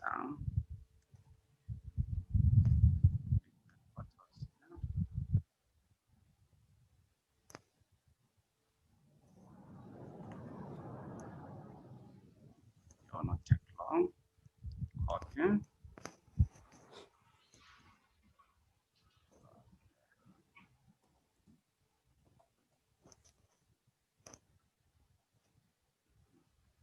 Then you close it. It doesn't. If you are using a calculator, then I'm going to say you bring in your discount numbers here. But for Excel, guys, I'll show you the formulas are very, very easy. So here we are actually told we need to find internal rate of return, IRR. This is the most accurate thing than those things. Discount factor 1 plus open bracket NPV 1 over NPV 1 minus NPV 2 close bracket times discount factor 2 minus discount factor 1. On the internal rate of return, use the formula, use the function called XIRR.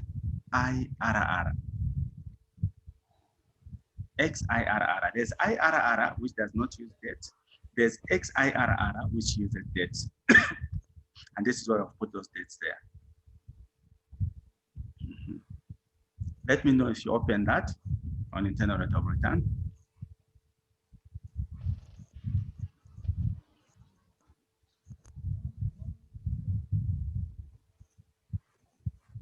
Hey, coach. This XIRR is the function when you want to find the internal rate of return. Yes, yes, yes. You don't need to start doing those at discount factor 1 if you have almost like school on financial management. No? And those are not even accurate. It's trial and error. This one is very accurate. Have you opened the function camera? Just a minute, coach. You type it too fast, so I've tried to catch up with you. Tell me where, how far. Nafika baja hapa so jeopardy type. So what have you typed? I can't see. So here, first is internal rate of return. So internal rate of return, we're saying equals XIRR. This is the function that we use to find internal rate of return. Okay. Yes. So on the values, you pick these cash flows for discounted lock. Or even if you don't lock, it's okay because you're not making any movements. Then dates, after picking the values, you go to dates. So you start from 1st January, it will know that the first year you pick. The first year you pick is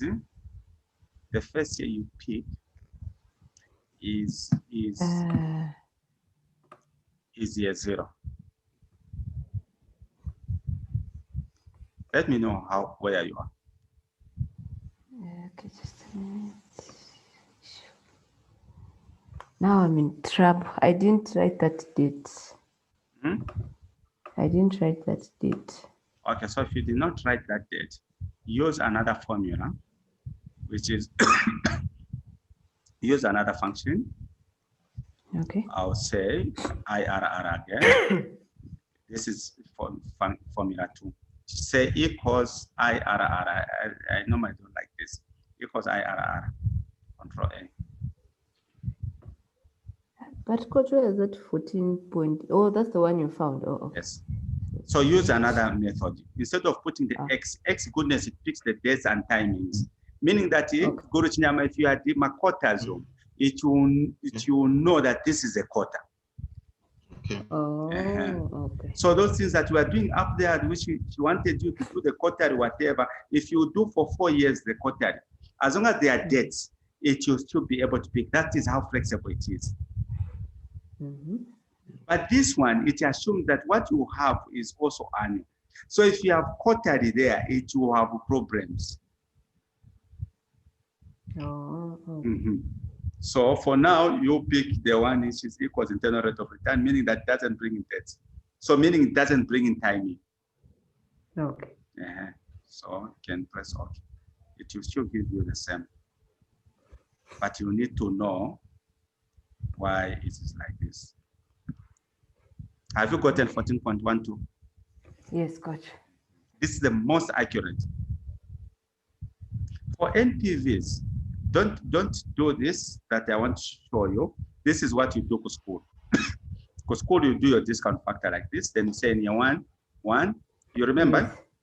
Yes. Then you say 1 divided by 1 plus your discount factor, cost of capital is 12%. Please don't do this. You have that. Then just reduce this. Then I'll show you what you're going to get. You do that. Then from here, you bring in now your present values, which is that times. You said that. Don't do that. I don't want you to do it. Also, I shouldn't be typing. No, don't. That's amateurish. You do that. We don't do that in modeling. Then now you come to your NPV, which will be equals sum of that. 999 whatever. But then let's do this together. NPV. Ignore these things that are down there. Equals, if you had dates, again, I was going to do X NPV, but you don't have, so say NPV. Then we'll open it. The rate in here will pick is 12%. I'd modeled it such a way that the NPV, the internal rate of return, was higher than the NPV. That is what you do when you're creating case studies. So the rate is 12%, which we have picked there from cost of whatever capital. Then the values, you pick those cash flows from here up to there. So you see that. Coach, I can't see. Have you locked the rate? Have you locked the rate? The rate, yes, it is locked. Oh, okay. Okay, then the values.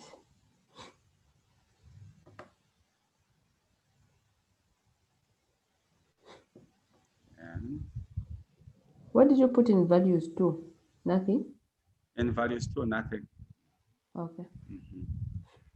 So check how you do this there for the other NPV. For the one for the dates, if you have seen Goroshinyama, it's easy. Yes. If I was to use for the dates, first, if I was to use for the dates, I'll do like this. And bring in the 12%, lock there, comma, the values. Pick from here, take it there, comma, dates. Pick from 1st January, take it there. Then I'll do like this. You've seen the number. Yes. This is what I'll do if I'm using the dates. But then I'm saying equals NPV. I'm using the normal NPV thing equals NPV, open bracket. So the rate is 12%. Even if I don't lock, it's fine because I'm not making a movement. The values, you don't start from year 0. You start from year 1. You pick them like this. This is how tricky it is because those are the numbers that are subjected to what? Those are the numbers that are subjected to discounting. Not the first one. The first one is not subjected to discounting. So present value. Yes, because it's 1 is now. So then you say plus, then you pick this number here. and press OK. So you see that the NPV that you get is similar to the one that you do with Oh, school. okay. You have seen that? Yes. Because if you bring this number in there, you are actually making a mistake, because then you are also subjecting to a discount, to be discounted. Okay. The initial investment. Oh, yeah, because that one is not in discounted. Yes. It's not discounted. It's now. This money you have, it is now. So the 13.2 million that you have now is equivalent to 13.2 that you need now. Then these are the numbers that you are trying to discount. Now imagine you guys in your assignment. These you have past years from 2017. So how do you discount a figure that was incurred 2 years ago? To bring it to now. Future cash flow. So we are going against the theory. Kaya. And year zero, there's no thing. So this is on the internal rate NPV. I know now go to, when you meet on Wednesday, we'll go to the payback period and the profitability index. Then do the investment paper, which you guys, you can fragilize and pick some few things. But here, what I urge you, let me go to your question. We just see how you can come up with your assumptions, right? Hello? Or you're tired, yeah, you forget about it. No, we can go then.